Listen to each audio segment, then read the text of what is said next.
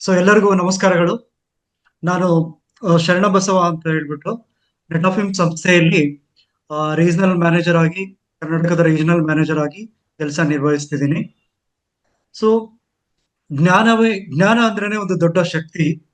So ಈ ಜ್ಞಾನವನ್ನ ನಾವು ಎಷ್ಟು ಹಂಚ್ಕೊಳ್ತೀವೋ ಅಷ್ಟು ಹೆಚ್ಚಾಗುತ್ತೆ ಅನ್ನೋ ಉದ್ದೇಶದಿಂದ, ಮತ್ತೆ ರೈತರಿಗೆ ನಾವು ಆ ಈ ಬೇಸಾಯದ ಬಗ್ಗೆ ಒಂದು ಒಳ್ಳೆಯ ಶಿಕ್ಷಣ ಕೊಡ್ಬೇಕು ಅನ್ನೋ ಒಂದು ಸದುದ್ದೇಶದಿಂದ ಇವತ್ತಿನ ಈ ದಾಳಿಂಬೆ ಬೆಳೆಯ ಬಗ್ಗೆ ಇರತಕ್ಕಂಥ ವೆಬಿನಾರ್ ಅನ್ನ ನಾವು ನಿಮ್ಮೊಂದಿಗೆ ಹಂಚ್ಕೊಳ್ತಿದ್ದೀವಿ.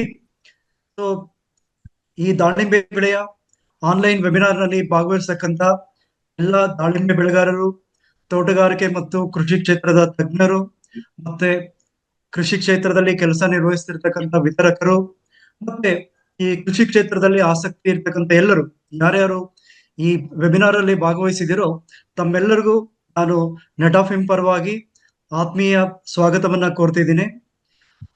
ಈ ದಾಳಿಂಬೆ ಬೆಳೆ ಅಂದ್ರೆ ಆ ಬರೀ ಒಂದು ಬೆಳೆ ಅಂತ ಅಲ್ಲ, ಇಲ್ಲಿ ನಾವು ಸರಿಯಾದ ರೀತಿಯಲ್ಲಿ ಬೇಸಾಯವನ್ನು ಮಾಡಿದ್ರೆ, ವೈಜ್ಞಾನಿಕ ವಿಧಾನಗಳನ್ನ ಅನುಸರಿಸಿದ್ರೆ, ಉತ್ತಮ ಗುಣಮಟ್ಟದ ಹಣ್ಣುಗಳನ್ನ ನಾವು ಬೆಳೆದು ಮಾರುಕಟ್ಟೆಗೆ ಸರಬರಾಜು ಮಾಡಿದ್ದಾದಲ್ಲಿ ಇದು ರೈತನಿಗೆ ಒಂದು ಸುವರ್ಣ ಅವಕಾಶ, ಆದಾಯವನ್ನ ಹೆಚ್ಚಿಸಿಕೊಳ್ಳುವಲ್ಲಿ ಒಂದು ಸುವರ್ಣ ಅವಕಾಶವನ್ನು ಒದಗಿಸ್ತದೆ ಅಂತಂದ್ರೆ ತಪ್ಪಾಗ್ಲಾರ್ದು ಅಂತಿದ್ದೀನಿ.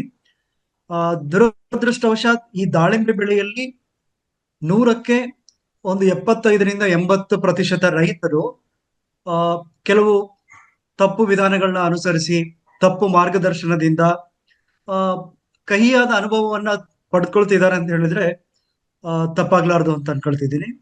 ಈ 20-25 ಜನ ರೈತರು ಏನಿದ್ದಾರೆ 100ರಲ್ಲಿ, ಅವರು ಒಂದು ಸರಿಯಾದ ಮಾರ್ಗದರ್ಶನ ಪಡ್ಕೊಂಡು ವೈಜ್ಞಾನಿಕ ವಿಧಾನಗಳನ್ನ ಅನುಸರಿಸಿ ಈ ಯಶಸ್ಸಿನ ಉತ್ತುಂಗದಲ್ಲಿ ಇದ್ದಾರೆ ಅಂತ ಹೇಳ್ಬೋದು. ನಾವು ಎಷ್ಟೋ ಜನ ರೈತರಿಗೆ ನಾವು ನೋಡ್ತೀವಿ, ಅವರು ದಾಳಿಂಬೆ ಬೆಳೆದ್ಬಿಟ್ಟು ಅವ್ರಿಗೆ ಅಷ್ಟು ಕೋಟಿ ಆದಾಯ ಬಂತು, ಇಷ್ಟು ಕೋಟಿ ಆದಾಯ ಬಂತು ಅಂತ ಹೇಳ್ತಾ ಇರ್ತೀವಿ.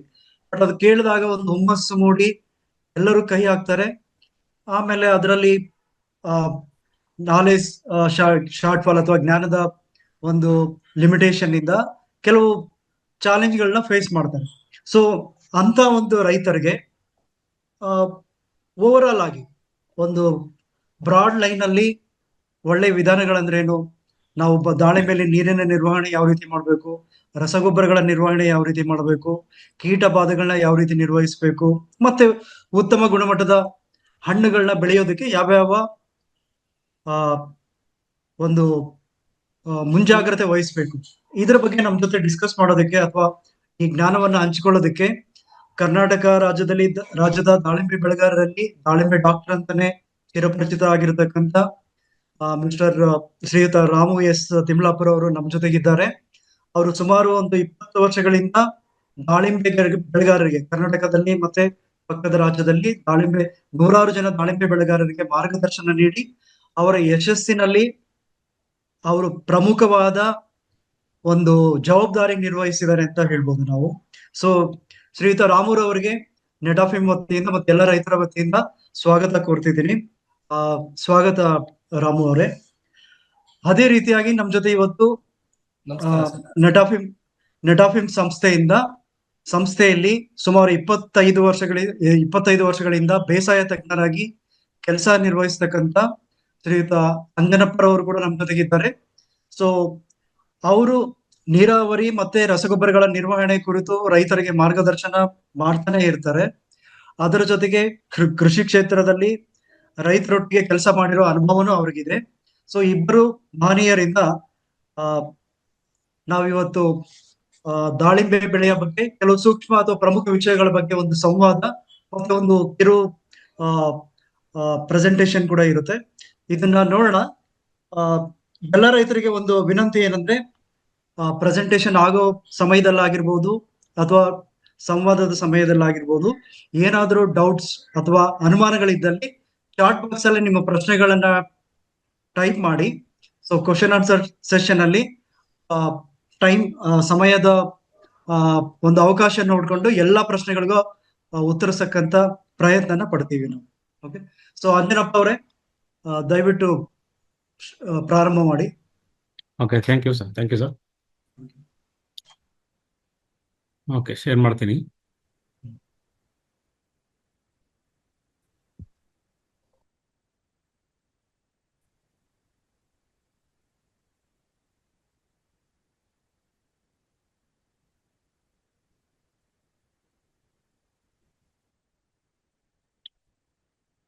ಓಕೆ, ಶೇರ್ ಆಗಿದೆಯಲ್ಲ? Yes sir, yes sir, start ಮಾಡಿ. ಆಗಿದೆ. Okay, right. ಓಕೆ, ನನ್ನ ಹೆಸರು ಅಂಜನಪ್ಪ ಅಂತ, ಅಗ್ರನಾಮಿಸ್ಟ್ ಆಗಿ ವರ್ಕ್ ಮಾಡ್ತಾ ಇದ್ದೀನಿ ನೆಟಾಫಿಮ್ ಅಲ್ಲಿ. ಸೊ ನಾನೀಗ ಕಂಪನಿ ಬಗ್ಗೆ ಕೆಲವು ಈ ಮಾಹಿತಿಯನ್ನು ಕೊಡ್ತಾ ಇದ್ದೀನಿ. ಸೊ ನೆಟಾಫಿಮ್ ಅನ್ನೋದು ಮೂಲತಃ ಇಸ್ರೇಲಿ ಕಂಪನಿ. ಸ್ಟಾರ್ಟ್ ಆಗಿದ್ದು 1965ರಲ್ಲಿ, ಅಂದರೆ 1965 ಅಲ್ಲಿ ಸ್ಟಾರ್ಟ್ ಆಯಿತು. ಸೊ ಇದು ಫಾರ್ಮರ್ಸ್ ಕಮ್ಯುನಿಟಿ ಕಂಪನಿ ಇದು, ಅಂದರೆ ಕಿಬುಟ್ಸ್ ಕಂಪನಿ. ಸೊ ಅಲ್ಲಿ ಏನಾಗುತ್ತೆ, ಇಸ್ರೇಲಲ್ಲಿ ಸ್ಟಾರ್ಟ್ ಆಗಿದ್ದು ಸಿಮ್ಟಾ ಬ್ಲಾಸ್ ಅವರಿಂದ ಸ್ಟಾರ್ಟ್ ಆಯಿತು. ಅಂದರೆ ಅವರು is the inventor of Netafim drip irrigation technology and drip irrigation systems.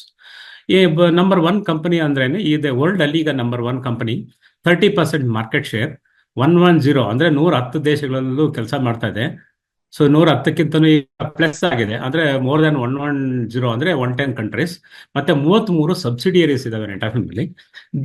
This is RBI is the parent company of Netafim. ಆಮೇಲೆ 2 ರೀಸೈಕ್ಲಿಂಗ್ ಪ್ಲಾಂಟ್ಸ್ ಇದಾವೆ, 18 ಮ್ಯಾನುಫ್ಯಾಕ್ಚರಿಂಗ್ ಪ್ಲಾಂಟ್ಸ್ ಇದಾವೆ, $1.1 ಬಿಲಿಯನ್ ಸೇಲ್ಸ್. ಆಮೇಲೆ ತಿರುಗಿ ಮೋರ್ ದನ್ 5,000 ಎಂಪ್ಲಾಯೀಸು ನೆಟಾಫಿಮ್ ಕಂಪನಿಯಲ್ಲಿ work ಮಾಡ್ತಾ ಇದ್ದಾರೆ.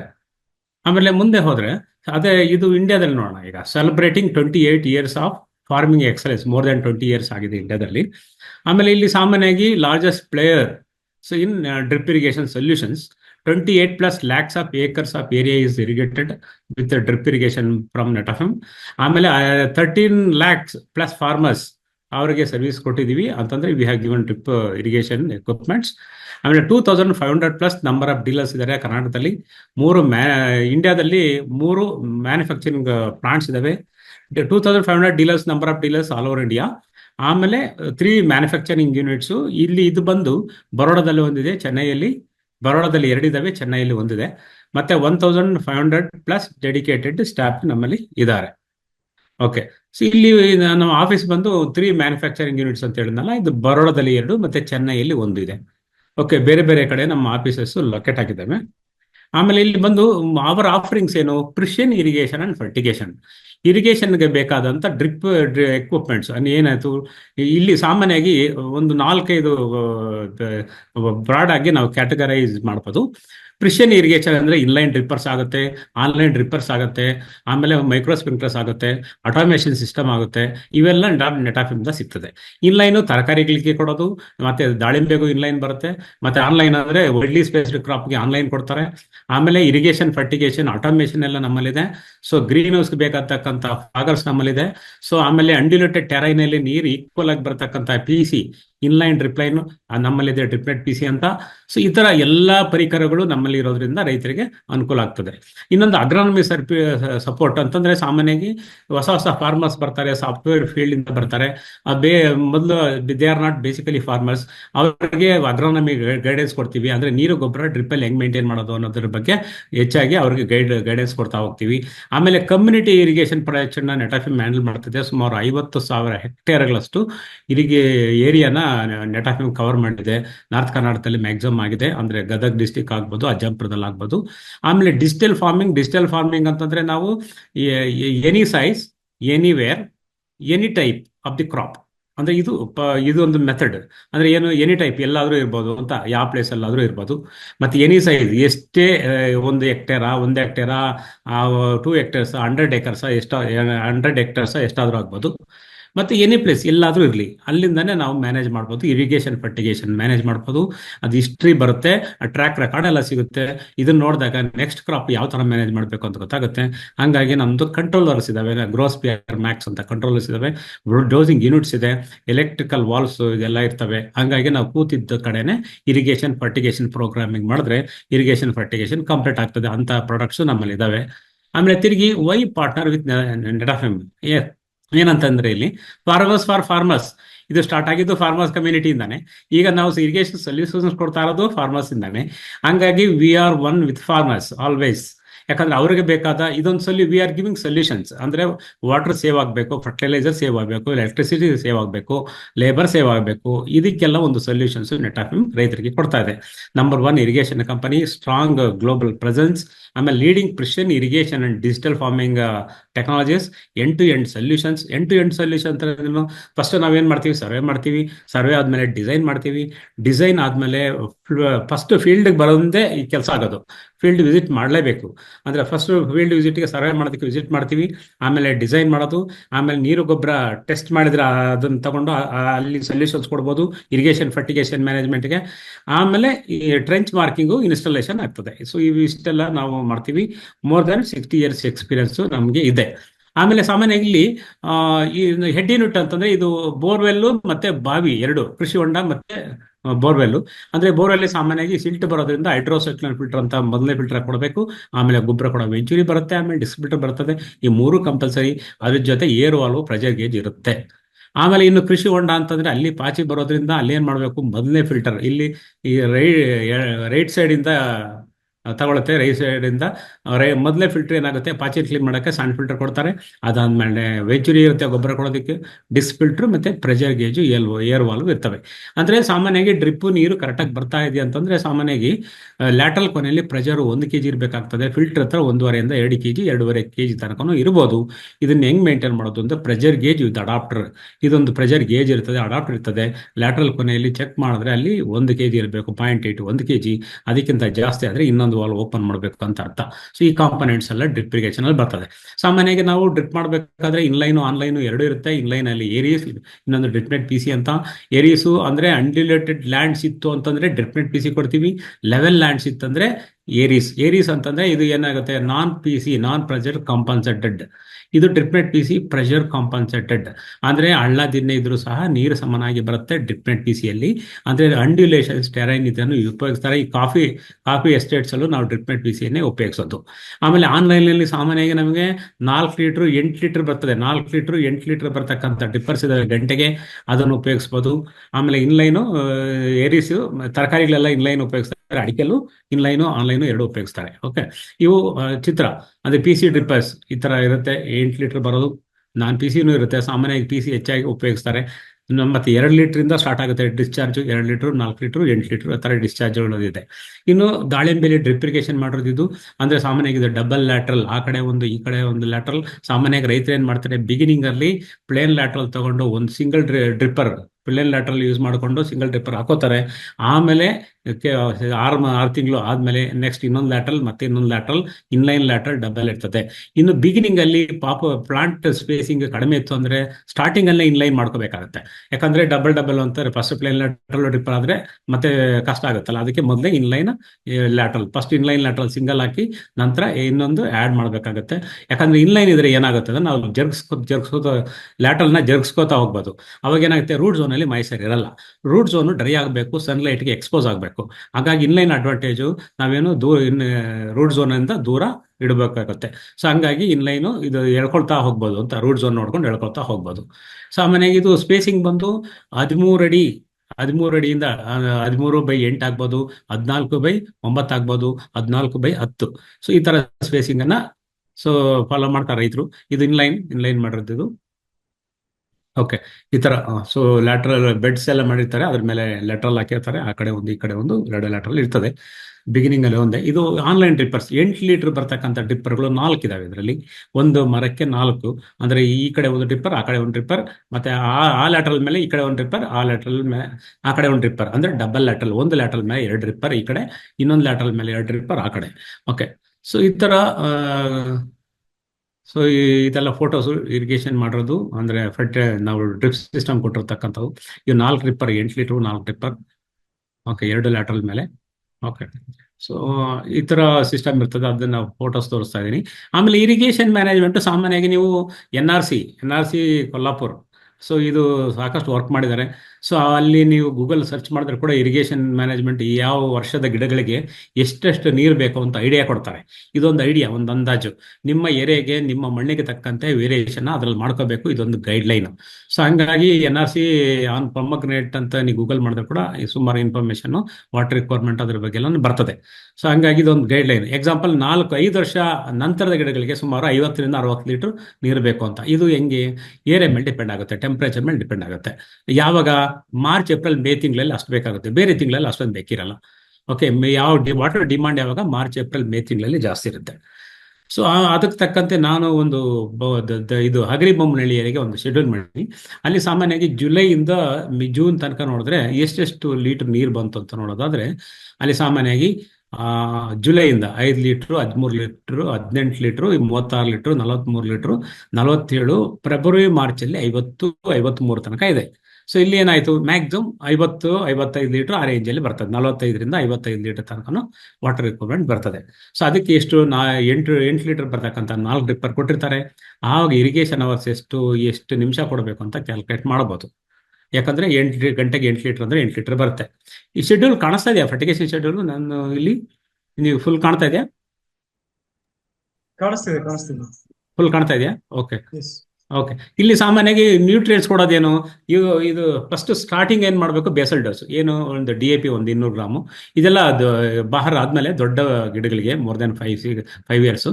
ಆಮೇಲೆ DAP ಒಂದು 200 ಗ್ರಾಮ್, ಮೆಗ್ನೀಷಿಯಂ ಸಲ್ಫೇಟ್ 50ರಿಂದ 100 ಗ್ರಾಮ್, ಆಮೇಲೆ SSP ಒಂದು 200 gram, ammonium sulphate 100 gram, potash ಒಂದು 200 ಗ್ರಾಮ್ ಪೊಟ್ಯಾಶ್, ಆಮೇಲೆ ಮೈಕ್ರೋನ್ಯೂಟ್ರಿಯೆಂಟ್ಸ್ 100ರಿಂದ 200 ಗ್ರಾಮ್. 200 ಗ್ರಾಮ್ ಒಂದೇ ಸಲ ಆಗಲ್ಲ ಅಂದ್ರೆ 2 ಸಲ ಡಿವೈಡ್ ಮಾಡ್ಕೊಡ್ಬೇಕಾಗುತ್ತೆ. ಆಮೇಲೆ ನೀಮ್ ಕೇಕ್ ಒಂದು 2ರಿಂದ 3 kg, ಕೊಟ್ಟಿಗೆ ಗೊಬ್ಬರ ಒಂದು 15ರಿಂದ 20 kg, ಮತ್ತೆ ಗ್ರ್ಯಾನ್ಯೂಲ್ಸ್, ಕ್ಲೋರೋಪೈರಿಫಾಸ್ ಗ್ರ್ಯಾನ್ಯೂಲ್ಸ್ ಆಗ್ಬೋದು, ಮತ್ತೆ ಫಿಪ್ರನಿಲ್ ಗ್ರ್ಯಾನ್ಯೂಲ್ಸ್ ಅಂದ್ರೆ ರಿಜೆಂಟ್ ಗ್ರ್ಯಾನ್ಯೂಲ್ಸ್ ಆಗ್ಬೋದು, ಫರ್ಟೆರಾ ಗ್ರ್ಯಾನ್ಯೂಲ್ಸ್ ಆಗ್ಬೋದು. ಇವೆಲ್ಲ ಮಣ್ಣಿಗೆ ಕೊಡೋದ್ರಿಂದ ಏನಾಗುತ್ತೆ, ಬೇರುಳ ಸಮಸ್ಯೆ ಅದನ್ನ ನಿಯಂತ್ರಣ ಮಾಡ್ಬೋದು. ಆಮೇಲೆ ಗೊಬ್ಬರಗಳು ಸಾಮಾನ್ಯವಾಗಿ ನೀವು ಡ್ರಿಪ್ಪಲ್ಲಿ 19 ಆಗ್ಬೋದು, 1261 ಆಗ್ಬೋದು, 052-34 ಆಗ್ಬೋದು. ಮತ್ತೆ ಮೈಕ್ರೋನ್ಯೂಟ್ರಿಯೆಂಟ್ಸ್ ಅನ್ನು ಡ್ರಿಪ್ಪಲ್ಲಿ ಕೊಡ್ಬೋದು. ಲಿಕ್ವಿಡ್ಸ್ ಬರ್ತವೆ, ಯೂಮಿಕ್ ಆಸಿಡ್ ಅನ್ನು ಡ್ರಿಪ್ಪಲ್ ಕೊಡ್ಬೋದು, ಫಾಸ್ಫರಿಕ್ ಆಸಿಡ್ ಡ್ರಿಪ್ಪಲ್ ಕೊಡ್ಬೋದು. ಫಾಸ್ಫರಿಕ್ ಆಸಿಡ್ ಡ್ರಿಪ್ಪಲ್ ಕೊಟ್ಟರೆ ಡ್ರಿಪ್ ಕಟ್ಕೊಳ್ಳೋ ಸಮಸ್ಯೆ ಇರಲ್ಲ, ಅದು ಸಾಲ್ವ್ ಆಗ್ತದೆ. ಮತ್ತೆ 85% ರಂಜಕ ಇರ್ತದೆ, ರಂಜಕನು ಸಪ್ಲೈ ಆಗ್ತದೆ. ಸಾಮಾನ್ಯ ಈ ಎಲ್ಲ ಗೊಬ್ಬರಗಳು ಮಿಕ್ಸ್ ಆಗ್ತವೆ, ಆದರೆ ಕೆಲವು ಸಪ್ರೇಟಾಗಿ ಕೊಡಬೇಕು. ಎಕ್ಸಾಂಪಲ್ ಏನು? ಕ್ಯಾಲ್ಸಿಯಂ ನೈಟ್ರೇಟ್ ಸಪ್ರೇಟಾಗಿ ಕೊಡಬೇಕು, ಮೆಗ್ನೀಷಿಯಂ ಸಲ್ಫೇಟ್ ಸಪ್ರೇಟಾಗಿ ಕೊಡಬೇಕು, ಫಾಸ್ಫರಿಕ್ ಆಸಿಡ್ ಸಪ್ರೇಟಾಗಿ ಕೊಡಬೇಕು. ಇನ್ನು ಉಳಿದವೆಲ್ಲ ಮಿಕ್ಸ್ ಆಗ್ತವೆ. ಸೊ ಮಿಕ್ಸ್ ಆಗುತ್ತೋ ಇಲ್ಲ ಅಂತ ಚೆಕ್ ಮಾಡ್ಬೋದು. ಪೊಟ್ಯಾಷಲ್ಲಿ ವೈಟ್ ಮಾತ್ರ ಕೊಡಬೇಕು, ಕೆಂಪದು ಕೊಡಂಗಿಲ್ಲ. ಅಂದ್ರೆ IPL ಕಂಪ್ನಿದು ವೈಟ್ MOP ಬರ್ತದೆ. ಸೊ ಅಂದ್ರೆ 50 kg ಪ್ಯಾಕಿಂಗ್, ಅದು ಮಾತ್ರ ಕರಗೋದು ವೈಟ್. ಕೆಂಪದು ಕೊಟ್ಟರೆ ಡ್ರಿಪ್ಪರ್ಸ್ ಎಲ್ಲ ಬ್ಲಾಕ್ ಆಗ್ತವೆ. ಸೊ ಹಾಗಾಗಿ 50 kg ಪ್ಯಾಕಿಂಗ್ ಅಲ್ಲಿ ಬರ್ತಕ್ಕಂಥ ಪೊಟ್ಯಾಶ್ ವೈಟ್ ಮಾತ್ರ ಇರಬೇಕಾಗತ್ತೆ. ಯೂರಿಯಾ ಕೊಡ್ಬೋದು, ಅಮೋನಿಯಂ ಸಲ್ಫೇಟ್ ಕೊಡ್ಬೋದು. ಸೊ ಹಾಗಾಗಿ ಇವು ಯೂರಿಯಾ, ಅಮೋನಿಯಂ ಸಲ್ಫೇಟ್, ನಿಮಗೆ urea 45 kg, ammonium sulphate 50 kg, white MOP 50 kg packing ಅಲ್ಲಿ ಬರೋದು. ಇನ್ನೆಲ್ಲ ವಾಟರ್ ಸಾಲ್ಯುಬಲ್ಸ್ 25 kg ಪ್ಯಾಕಿಂಗ್ ಅಲ್ಲಿ ಬರ್ತವೆ. ಸೊ ಎಲ್ಲ ಏನು ಸಲ್ಫೇಟ್ಸ್ ಇದ್ದ ಕಡೆ ಕ್ಯಾಲ್ಸಿಯಂ ಇರಬಾರ್ದು. ಅಂದ್ರೆ ಎಲ್ಲಿ ಸಲ್ಫೇಟ್ಸ್ ಇದೆ, ಯಾವ ಸಲ್ಫೇಟ್ಸ್ ನಾವು 1261 ಇರ್ತೀವಿ, SOP ಇರ್ತೀವಿ, ಇವೆಲ್ಲ ಕೊಟ್ಟಾಗ ಸಾಮಾನ್ಯವಾಗಿ ಏನಾಗುತ್ತೆ, ಕ್ಯಾಲ್ಸಿಯಂನ ಮಿಕ್ಸ್ ಮಾಡಬಾರ್ದು. ಅದರರ್ಥ ಸಪ್ರೇಟಾಗಿ ಕೊಡಿ. ಅದರಿಂದ ಈಸಿ ಮೆಥಡ್ ಏನು? ಒಂದೊಂದೇ ಕ್ಯಾಲ್ಸಿಯಂ ನೈಟ್ರೇಟ್ ಒಂದ್ಸಲ, ಮೆಗ್ನೀಷಿಯಂ ಸಲ್ಫೇಟ್ ಇನ್ನೊಂದ್ಸಲ, ಫಾಸ್ಫರಿಕ್ ಆಸಿಡ್ ಒಂದ್ಸಲ, ಇನ್ನು ಉಳಿದವೆಲ್ಲ ಮಿಕ್ಸ್ ಆಗ್ತವೆ. ಯೂರಿಯಾ ಮಿಕ್ಸ್ ಆಗುತ್ತೆ, ಅಮೋನಿಯಂ ಸಲ್ಫೇಟ್ ಮಿಕ್ಸ್ ಆಗುತ್ತೆ, ವೈಟ್ MOP ಮಿಕ್ಸ್ ಆಗುತ್ತೆ, 1261 ಮಿಕ್ಸ್ ಆಗುತ್ತೆ, ಆಯ್ತಾ, 13045 ಮಿಕ್ಸ್ ಆಗುತ್ತೆ. ಇವೆಲ್ಲ ಮಿಕ್ಸ್ ಆಗ್ತವೆ. ಸೊ ಹಾಗಾಗಿ ಏನಾಗುತ್ತಾ, ನಾವು ರೆಕಮೆಂಡೇಶನ್ ಅಂತಂದ್ರೆ ಏನು? ರೆಕಮೆಂಡೇಶನ್ಸ್ ಯಾವಾಗಲೂ ಚೇಂಜ್ ಆಗಿರ್ತವೆ. ಯಾಕಂದ್ರೆ ಮಣ್ಣು ನೀರು ಟೆಸ್ಟ್ ಮಾಡ್ತೀರಾ, ಬೆಳವಣಿಗೆ ಇರುತ್ತೆ, ಅದಕ್ಕೆ ತಕ್ಕಂತೆ ನಾವು ವೇರಿಯೇಷನ್ ಮಾಡ್ಕೋಬೇಕಾಗತ್ತೆ. ಗ್ರೋತ್ ನೋಡಿಕೊಂಡು ಇನ್ನೂ ಹೆಚ್ಚಾಗಿ ಸ್ಪೆಸಿಫಿಕ್ ಬೇಕಂದ್ರೆ ಲೀಪ್ ಅನಾಲಿಸಿಸ್ ಮಾಡಬೇಕಾಗುತ್ತೆ. ಅದನ್ನ ನೋಡಿ ಚೆಕ್ ಮಾಡಿಕೊಂಡು ಎಷ್ಟೆಷ್ಟು ಬೇಕಷ್ಟು ನ್ಯೂಟ್ರಿಗೇಷನ್ ಮ್ಯಾನೇಜ್ಮೆಂಟ್ ಮಾಡಬೇಕಾಗುತ್ತೆ. ಸೊ ಇದು ಫರ್ಟಿಗೇಷನ್ ಬಗ್ಗೆ ಆಯಿತು. ಇದು 2 ವರ್ಷದ ಗಿಡಗಳಿಗೆ ಒಂದು ಮಾಡೋದು. ಒಂದು ಸಿಂಪಲ್ ಒಂದು ರೆಕಮೆಂಡೇಶನ್ ತೊಗೊಂಡಿದ್ದೀನಿ, 250, 125, 125 ಅಂತ. ಅದರಲ್ಲಿ ನಾವು ಫಸ್ಟ್ ಏನು ಅಸ್ಟೋಬ್ಯಾಕ್ಟ್ರು, ಅಜೋಸ್ಪೆರ್ಲಮ್ ಇವೆಲ್ಲ ಮಣ್ಣಿಗೆ ಕೊಡಬೇಕಾಗುತ್ತೆ. ಒಂದು 25 ಗ್ರಾಮ್ ಅಂದ್ರೆ ನಾವು ಬಯೋ ಫರ್ಟಿಲೈಸರ್ಸ್ ಅಂತ ಏನು ಹೇಳ್ತೀವಿ, ಸೂಡೋಮೋನಾಸ್, ಟ್ರೈಕೋಡರ್ಮಾ, ಅಸ್ಟೋಬ್ಯಾಕ್ಟರ್ ಇಲ್ಲ ಅಜೋಸ್ಪೆರ್ಲಮ್, ಆಮೇಲೆ ಪೆಸಿಲೋಮೈಸಿಸ್, ಇವೆಲ್ಲ ಮಣ್ಣು ಕೊಟ್ಟು ಆಮೇಲೆ ಬೆಳಗ್ಗೆ ಬರ್ತಾ 19 urea, ammonium sulphate, CNO, magnesium sulphate ಇವೆಲ್ಲ ಡಿವೈಡ್ ಮಾಡಿ ಕೊಡ್ತಾ ಹೋಗೋದು. ವೀಕ್ಲಿ ಒನ್ಸ್ ಆರಾಮಾಗಿ ಕೊಡ್ಬೋದು, ವಾರದಲ್ಲಿ 2 ಸಲ ಇಲ್ಲ ವೀಕ್ಲಿ ಒನ್ಸ್ ಗೊಬ್ಬರ ಕೊಡ್ತಾ ಹೋಗ್ಬೋದು. ಸೊ ಸಾಮಾನ್ಯವಾಗಿ ನಾನು ಹೇಳ್ದಂಗೆ CNO, ಮೆಗ್ನೀಷಿಯಂ ಸಲ್ಫೇಟ್, ಫಾಸ್ಫರಿಕ್ ಆಸಿಡ್ನ ಸಪ್ರೇಟಾಗಿ ಕೊಡಬೇಕು. Fertiliser to water ratio 1:10. 1 kg ಗೊಬ್ಬರನ 10 ಲೀಟರ್ ನೀರಲ್ಲಿ ಕರಗಿಸಿ ಆರಾಮಾಗಿ ಕೊಡ್ಬೋದು. ಆಮೇಲೆ ಮೈಕ್ರೋನ್ಯೂಟ್ರಿಯೆಂಟ್ ಪೌಡರ್ಸ್ ಏನು ಬರ್ತದೆ ಅದನ್ನು ಕೊಡ್ಬೋದು, ಲಿಕ್ವಿಡ್ಸ್ ಕೊಡ್ಬೋದು, ಫಾಸ್ಫರಿಕ್ ಆಸಿಡ್ ಕೊಡ್ಬೋದು. ಓಕೆ, ಸೊ ಇದು ಆಟೋಮೇಷನ್ ಮಾಡತಕ್ಕಂಥ ಫೀಲ್ಡ್ಸು. ಅಂದರೆ ಗ್ರೋಸ್ಪಿಯರ್ ಮ್ಯಾಕ್ಸ್ ಅನ್ನೋದು ಒಂದು ಕಂಟ್ರೋಲರ್ ಇರ್ತದೆ. ಆ ಕಂಟ್ರೋಲರ್ಲಿ ಇರಿಗೇಷನ್ ಫರ್ಟಿಗೇಷನ್ ಕಂಟ್ರೋಲ್ ಆಗುತ್ತೆ. ಇವೆಲ್ಲ ಗ್ರಾವೆಲ್ ಫಿಲ್ಟರ್ ಫೋಟೋಸು, ಇದೆಲ್ಲ ಬೇರೆ ಬೇರೆ ಗೊಬ್ಬರದ ಟ್ಯಾಂಕ್. ಅಂದರೆ ಕ್ಯಾಲ್ಸಿಯಂಗೆ ಸಪ್ರೇಟ್, ಫಾಸ್ಫರಿಕ್ ಆಸಿಡ್ ಸಪ್ರೇಟ್, ಆಮೇಲೆ ಪೊಟ್ಯಾಷಿಯಂ ಕ್ಯಾಲ್ಸಿಯಂ ನೈಟ್ರೇಟ್ಗೆ ಸಪ್ರೇಟ್, ಆಮೇಲೆ ಇನ್ನೊಂದು ಫಾಸ್ಫೇಟ್ಸು ಸಲ್ಫೇಟ್ಸ್ಗೆ ಬೇರೆ ಟ್ಯಾಂಕ್. ಈ ಥರ 4 ಇಂದ 5 ಟ್ಯಾಂಕ್ ಅನ್ನು ಮೇಂಟೈನ್ ಮಾಡ್ತಾರೆ. ಸೊ ಇರಿಗೇಷನ್ ಫರ್ಟಿಗೇಷನ್ ಆಗುತ್ತೆ. ಆಮೇಲೆ ಸ್ಟಾರ್ಟ್ ಆದಾಗ ಎಲ್ಲ ಕೊನೆಯಲ್ಲಿ ಪ್ರೋಗ್ರಾಮಿಂಗ್ ಯಾವ ಥರ ಮಾಡಿರ್ತೀವಿ ಅಂದರೆ ಎಷ್ಟು ಗಂಟೆಗೆ ಆನ್ ಆಗಬೇಕು, ಎಷ್ಟೊತ್ತು ಇರಿಗೇಷನ್ ಫರ್ಟಿಗೇಷನ್ ಹಾಕಬೇಕು, ಆಮೇಲೆ ಎಷ್ಟೊತ್ತಿಗೆ ಆಫ್ ಆಗಬೇಕು ಅನ್ನೋದು ಕಂಟ್ರೋಲಲ್ಲಿ ಫೀಡ್ ಆಗಿರುತ್ತೆ. ಆ ಥರ ಗೊಬ್ಬರಗಳನ್ನ ತಗೊಳುತ್ತೆ ಡ್ರಮ್ಗಳಿಂದ ತಗೊಂಡು ಇರಿಗೇಷನ್ ಫರ್ಟಿಗೇಷನ್ ಈಕ್ವಲ್ ಆಗಿ ಆಗುತ್ತೆ. ಓಕೆ, ಇದೆಲ್ಲ ಗ್ರೋಸ್ಪಿಯರ್ ಮ್ಯಾಕ್ಸ್ ಕಂಟ್ರೋಲರ್ ಯೂಸ್ ಆಗಿರೋದು. ಓಕೆ, ಇವೆಲ್ಲ ಫೀಲ್ಡ್ ಫೋಟೋಸು. ಓಕೆ, ಸೊ ಇಷ್ಟು ನನ್ನ ಕಡೆಯಿಂದ ಪ್ರೆಸೆಂಟೇಷನ್. ಇಷ್ಟೊತ್ತು ಕೇಳಿದ ರೈತರಿಗೆ ಧನ್ಯವಾದ ಅರ್ಪಿಸ್ತೇನೆ. ಇನ್ನು ನೆಕ್ಸ್ಟ್ ಕ್ವಶನ್ ಆನ್ಸರ್ ತಗೋತೀವಿ. ಓಕೆ, ಅನ್ಶೇರ್ ಮಾಡ್ತೀನಿ ಇದು.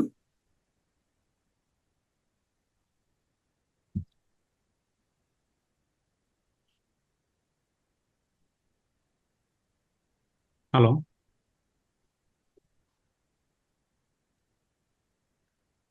Okay Sharan sir. ಹಾ, ಅಂಜನಪ್ಪ ಅವರೇ, ಓಕೆ, ನಂದು Q&A ಪ್ರೆಸೆಂಟೇಷನ್ ಮುಗಿತು. ಈಗ ರಾಮು ಸರ್ ಜೊತೆ ಡಿಸ್ಕಸ್ ಮಾಡೋಣ. ಎಸ್.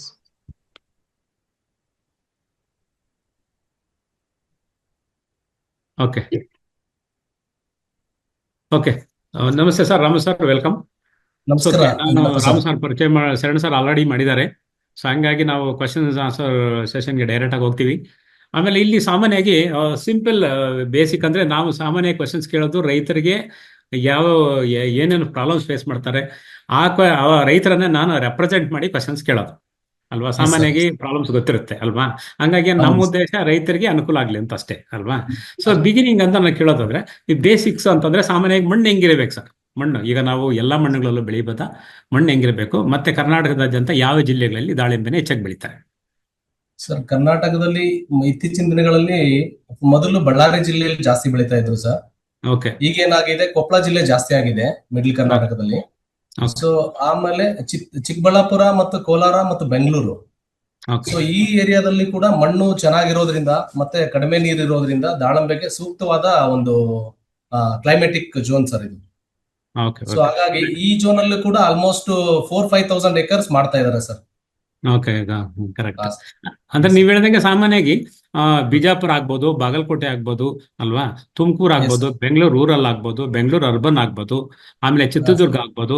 ಈ ಏರಿಯಾ ಈ ಡಿಸ್ಟ್ರಿಕ್ಟ್ ಅಲ್ಲಿ ಕರ್ನಾಟಕದಲ್ಲಿ ಹೆಚ್ಚಾಗಿ ಬೆಳೀತಾರೆ ಅಲ್ವಾ ಸರ್? ಆಮೇಲೆ ಇದಕ್ಕೆ ಮಣ್ಣು ಹೆಂಗಿರ್ಬೇಕು? ಚಿತ್ರದುರ್ಗದಲ್ಲಿ ತುಂಬಾ ಬೆಳೆದ್ರು 2011, 12, 13 ಅಲ್ಲಿ ಏನಾಯ್ತು, ಸ್ವಲ್ಪ ನೀರಿನ ಕೊರತೆ ಆಗಿ ಮತ್ತೆ ಬ್ಯಾಕ್ಟೀರಿಯಲ್ ಬ್ಲೈಟ್ ಮತ್ತು ಈ ವಿಲ್ಟ್ ಫಿಸೇರಿಯಂ ವಿಲ್ಟ್ ಇಂತಾನು ಸ್ವಲ್ಪ ಕಡಿಮೆ ಆಗೋಯ್ತು ಸರ್ ಆ ಏರಿಯಾ. ಓಕೆ ಓಕೆ, ಸಾಮಾನ್ಯವಾಗಿ ಮಣ್ಣು ನೀವು ಟೆಸ್ಟ್ ಮಾಡ್ತಾರೆ ರೈತರು. ಸಾಮಾನ್ಯವಾಗಿ ಮಣ್ಣು ನೋಡ್ಕೋಬೇಕು. ECPH ಅಂದ್ರೆ ಲವಣಾಂಶ ಮತ್ತೆ ರಸಾರನು ಕರೆಕ್ಟ್ ಆಗಿರ್ಬೇಕು ಅಲ್ವಾ.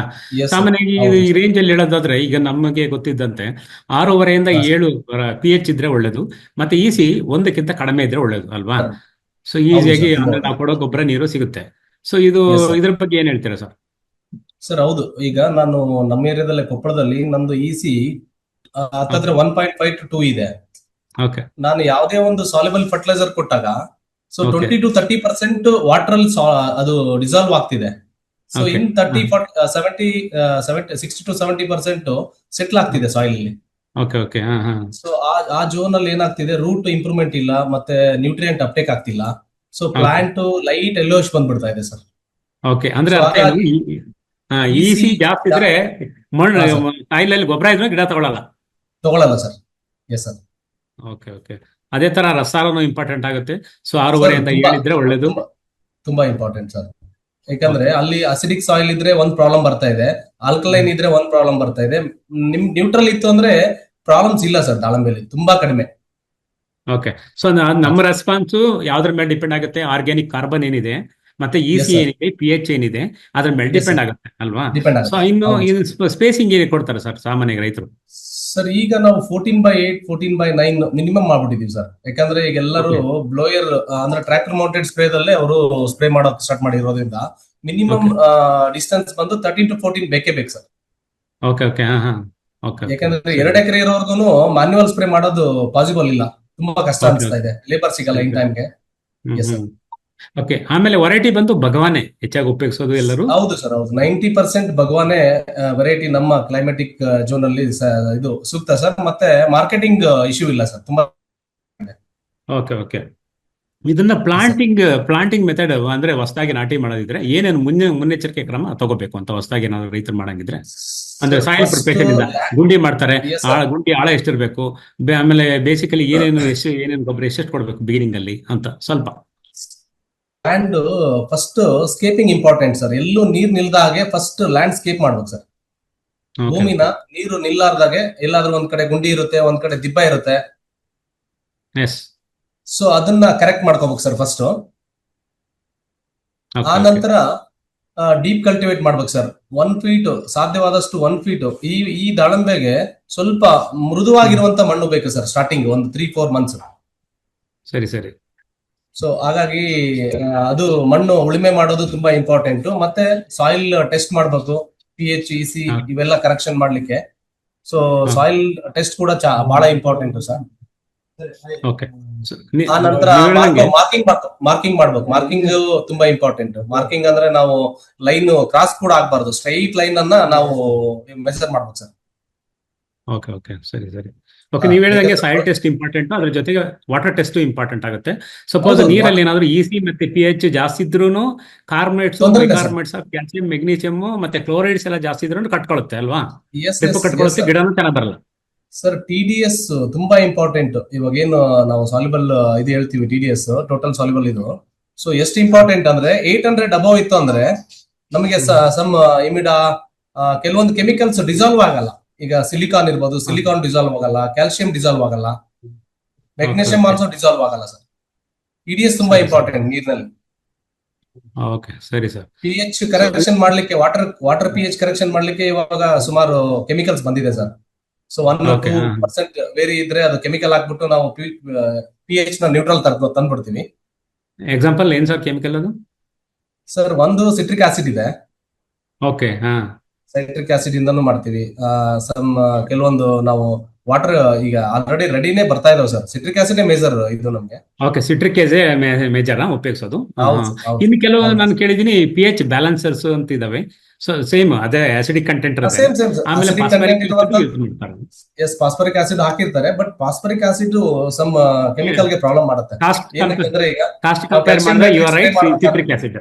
ಎಸ್ ಎಸ್ ಎಸ್, ಅವರಿಗೆ ಎಕನಾಮಿಕ್ ಆಗಿ ವರ್ಕೌಟ್ ಆಗುತ್ತೆ ಸಿಟ್ರಿಕ್ ಆಸಿಡ್ ವರ್ಕೌಟ್ ಆಗುತ್ತೆ. ಹೌದು ಅಲ್ವಾ? ಸರ್. ಬೆಸ್ಟ್ ಅದು. ಓಕೆ, ಹ್ಯಾಂಡ್ಲಿಂಗ್ ಈಸಿ ಆಗುತ್ತೆ ಅದು. ತುಂಬಾ ಈಸಿ ಸರ್. Okay, ಮತ್ತೆ ಸರಿ. ನಮಗೆ ಕಡಿಮೆ ರೇಟ್ ಅಲ್ಲಿ ಸಿಗುತ್ತೆ. 50 ರಿಂದ 100 ರೂಪಾಯಿದಲ್ಲೂ ಪರ್ ಕೆಜಿ ಸಿಕ್ಬಿಡುತ್ತೆ. Okay okay, thank you sir, ಒಳ್ಳೇದಾಯ್ತು, ರೈತರಿಗೆ ಅನುಕೂಲ ಆಯ್ತು ಇನ್ಫಾರ್ಮೇಶನ್. ಎಸ್ ಎಸ್ ಆಮೇಲೆ ನೀರು, ಗೊಬ್ಬರ ಸಾಮಾನ್ಯವಾಗಿ ನಾವು ನ್ಯೂಟ್ರಿಯೆಂಟ್ಸ್ ಎಲ್ಲ ಕೊಡಬೇಕು. 16 ಎಸೆನ್ಷಿಯಲ್ ಎಲಿಮೆಂಟ್ಸ್ ಕೊಡ್ಬೇಕಾಗುತ್ತೆ ಅಲ್ವಾ? So Yes, sir. Macro nutrients, micro nutrients, ಅದೆಲ್ಲ ಸೆಕೆಂಡರಿ ನ್ಯೂಟ್ರಿಯೆಂಟ್ಸ್ ಎಲ್ಲ ಕೊಡಬೇಕಾಗುತ್ತೆ. ಅಂದ್ರೆ ಸಾಮಾನ್ಯವಾಗಿ ಹೌದು. ಇದನ್ನ ಗ್ರೋತ್ ನೋಡ್ಕೊಂಡು, ಮಣ್ಣನ್ನು ನೋಡ್ಕೊಂಡು ಬ್ಯಾಲೆನ್ಸ್ ಮಾಡಬೇಕು. ಇದ್ರ ಬಗ್ಗೆ ಸ್ವಲ್ಪ ಹೇಳಿ sir. Yes sir, yes sir, yes sir. ಈಗ ಕೆಲವೊಂದು ಬ್ಲಾಕ್ ಸಾಯಿಲ್ ಗೆ ನಾವು ಅಲ್ಲಿ ನೈಟ್ರೋಜನ್ ಕೊಡಲ್ಲ ಸರ್. ನೈಟ್ರೋಜನ್ ನ ಆದಷ್ಟು ಕಡಿಮೆ ಮಾಡ್ತೀವಿ. ಯಾಕಂದ್ರೆ ವಾಟರ್ ಹೋಲ್ಡಿಂಗ್ ಸಾಯಿಲ್ ಸರ್ ಅದು. So Okay. ನಾವು ಪ್ಲಾಂಟಿಂಗ್ ಮಾಡಿ 1 ಮಂತ್, 2 ಮಂತ್, 3 ಮಂತ್ ವರ್ಗುನು ವೆಜಿಟೇಟಿವ್ ಗ್ರೋತ್ ಬರ್ತಾನೆ ಇರುತ್ತೆ ಸರ್ ಅಲ್ಲಿ. Okay okay. ಹಾ ಹಾ. ಸೊ ಹಾಗಾಗಿ ಅಲ್ಲಿ ಏನ್ ಮಾಡ್ತೀವಿ, ಮಿನಿಮಮ್ ನೈಟ್ರೋಜನ್ ಕೊಡ್ತೀವಿ ಸರ್. ಒಂದು 20-30 ಗ್ರಾಮ್ಸ್ ಪರ್ ಮಂತ್ ಸಾಕಾಗುತ್ತೆ. ಸೊ Okay, ಪೊಟಾಶ್ ತುಂಬಾ ನೀಡ್ ಇದೆ. ಪೊಟಾಶ್ ಬೇಕೇ ಬೇಕು ಬ್ಲಾಕ್ ಸಾಯಿಲ್ ಅಲ್ಲಿ. ಓಕೆ ಸೊ ಅದನ್ನ ನಾವು DAP ಇರ್ಬೋದು, 1261 ಇರ್ಬೋದು, ಫಾಸ್ಫರಿಕ್ ಆಸಿಡ್ ಇರ್ಬೋದು. So depends on phosphoric acid use ಮಾಡ್ಬೇಕಾದ್ರೆ ಬ್ಲಾಕ್ ಸಾಯಿಲ್ ಕೆಲವೊಂದು ಲ್ಯಾಂಡ್ ಅಸಿಡಿಕ್ ಇರ್ತಾವ ಸರ್. 5, 4, 6 pH ಬಂದ್ಬಿಡುತ್ತೆ. Okay okay. ಅಂದ್ರೆ without sodium and without chlorine soil ಇತ್ತು ಅಂದ್ರೆ ಅದಕ್ಕೆ ನಾವು ಫಾಸ್ಫರಿಕ್ ಆಸಿಡ್ ಯೂಸ್ ಮಾಡ್ತೀವಿ. ಅಲ್ಲಿ ಕ್ಲೋರಿನ್ ಕಂಟೆಂಟ್ ಕಮ್ಮಿ ಇತ್ತು, ನಮ್ದು pH ಲೋ ಇತ್ತು ಅಂದ್ರೆ, ಹೈ ಇತ್ತು ಅಂದ್ರೆ ಮಾತ್ರ ಫಾಸ್ಫರಿಕ್ ಆಸಿಡ್ ಯೂಸ್ ಮಾಡ್ತೀವಿ. ಇಲ್ಲ ಅಂದ್ರೆ DAP ರೆಗ್ಯುಲರ್ ಡೋಸ್ ಇದೆ ಸರ್ ನಮ್ದು. ಓಕೆ ಓಕೆ, ಸರಿ ಆಯ್ತು. ಇದಾದ್ಮೇಲೆ ಇದು ಕೆಲವು ಸಮಸ್ಯೆಗಳಿಗೆ ಸೊಲ್ಯೂಷನ್ಸ್ ನಾವು ಬಯೋ ಫರ್ಟಿಲೈಸರ್ಸ್ ಅಥವಾ ಬಯೋ ಪೆಸ್ಟಿಸೈಡ್ಸ್ ಯೂಸ್ ಮಾಡ್ಬೋದು. ಸೊ ಮಣ್ಣಿಗೆ Yes, sir. ಸಾಮಾನ್ಯವಾಗಿ ಬಯೋ ಫರ್ಟಿಲೈಸರ್ಸ್ ಯೂಸ್ ಮಾಡ್ತಾರೆ. ಎಕ್ಸಾಂಪಲ್ ಕೆಲವು ಹೇಳ್ತೀರಾ ಸರ್, ಯಾವ್ದಾದ್ರು ಯೂಸ್ ಮಾಡ್ಬೋದು ಅಂತ? ಸರ್ ಆಕ್ಚುಲಿ ಅಸ್ಟೋಬ್ಯಾಕ್ಟರ್ ಯೂಸ್ ಮಾಡ್ತೀವಿ ಸರ್, ಅಪ್ ಟು 1.5 year ವರೆಗೂ. So nitrogen fixation bacteria. So okay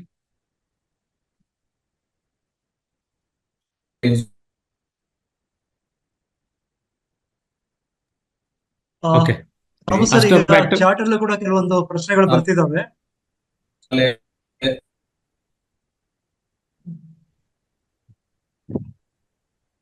ಕೇಳಿಸ್ತಿದೆ ಸರ್? ಮೊಬಲೈಸಿಂಗ್ ಬ್ಯಾಕ್ಟೀರಿಯಾ ಯೂಸ್ ಮಾಡ್ತೀವಿ, ಜಿಂಕ್ ಹೇಳಿ ಸಾಲ್ಯುಬಲೈಸರ್ ಸರ್. ಯೂಸ್ ಮಾಡ್ತೀವಿ, Yes, sir. ಸಾಲ್ಯುಬಲೈಸರ್ ಬಿಟ್ಟು ಆಲ್ಮೋಸ್ಟ್ ಎಲ್ಲ ಕೇಳ್ತಿದೆ ಸರ್. ಆಯ್ತು. ಸೊ ಸಾಮಾನ್ಯವಾಗಿ ಏನಂತಂದ್ರೆ ಈಗ ಸಾಮಾನ್ಯವಾಗಿ ಎಲ್ಲಾ ಒಂದು 20 ರಿಂದ 25 ಗ್ರಾಮು ಅಸ್ಟೋಬ್ಯಾಕ್ಟರ್ ಆಗ್ಬೋದು, ಟ್ರೈಕೋಡರ್ಮಾ ಆಗ್ಬೋದು, ಸುಡೋಮೋನಾಸ್ ಆಗ್ಬೋದು, ಪೆಸಿಲೋಮೈಸಿಸ್ ಆಗ್ಬೋದು, ಇವೆಲ್ಲ ಆಡ್ ಮಾಡ್ಕೊಂಡಾಗ ಅಟ್ಲೀಸ್ಟ್ ವರ್ಷಕ್ಕೆ 2 ರಿಂದ 3 ಸಲ ಆಡ್ ಮಾಡ್ಕೊಂಡಾಗ ಮಣ್ಣಲ್ಲಿ ಇದು ನಮಗೆ ಬೇಕಾದ ಸೂಕ್ಷ್ಮಾಣುಜೀವಿಗಳ ಸಂಖ್ಯೆ ಜಾಸ್ತಿ ಆಗುತ್ತೆ, ರೋಗ ರುಜಿನಗಳನ್ನ ಕಮ್ಮಿ ಮಾಡ್ತದೆ ಅಲ್ವಾ sir?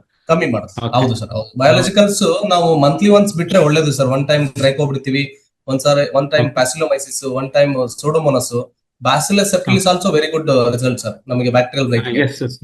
Beauveria bassiana, Bacillus subtilis ಅಲ್ವಾ? ಅದು ನಮಗೆ ಆಂಟಿ ಇನ್ಸೆಕ್ಟ್ ಏನು Beauveria bassiana, Verticillium lecanii, Metarhizium Okay. Anisopliae ಇವೇನಿದಾವಲ್ಲ ಸರ್, ಇವು Yes, yes, yes. Single spray ಮಾಡಿಸ್ತೀವಿ. ಮತ್ತೆ ಸಮ್ ಕಂಪನೀಸ್ ಮಿಕ್ಸ್ ಕೊಡ್ತಾ ಇದಾರೆ, ಅವ್ರದ್ದು ಸ್ಪ್ರೇ ಮಾಡ್ತಾ ಇದೀವಿ ಸರ್ ಚೆನ್ನಾಗಿ. ಸೊ ಅದಕ್ಕೆ Okay. ಹ್ಯೂಮಿಡಿಟಿ ಕ್ಲೈಮ್ಯಾಟಿಕ್ ಕಂಡೀಷನ್ ಇರ್ಬೇಕು ಸರ್. ಟೆಂಪರೇಚರ್ ಮೋರ್ ದೆನ್ 30 ಇದ್ರು ಅದನ್ನ ಯೂಸ್ ಮಾಡಂಗಿಲ್ಲ. ಬಿಲೋ 30 ಡಿಗ್ರಿ, ಸೊ ಹ್ಯೂಮಿಡಿಟಿ ಜಾಸ್ತಿ ಇದ್ದಾಗ ಸ್ಪ್ರೇ ಮಾಡಿದಾಗ ಅದ್ರದ್ದು ಎಫೆಕ್ಟಿವ್ ರಿಸಲ್ಟ್ ಸಿಗುತ್ತೆ ಸರ್ ನಮಗೆ ಬಯಾಲಜಿಕಲ್ಸ್.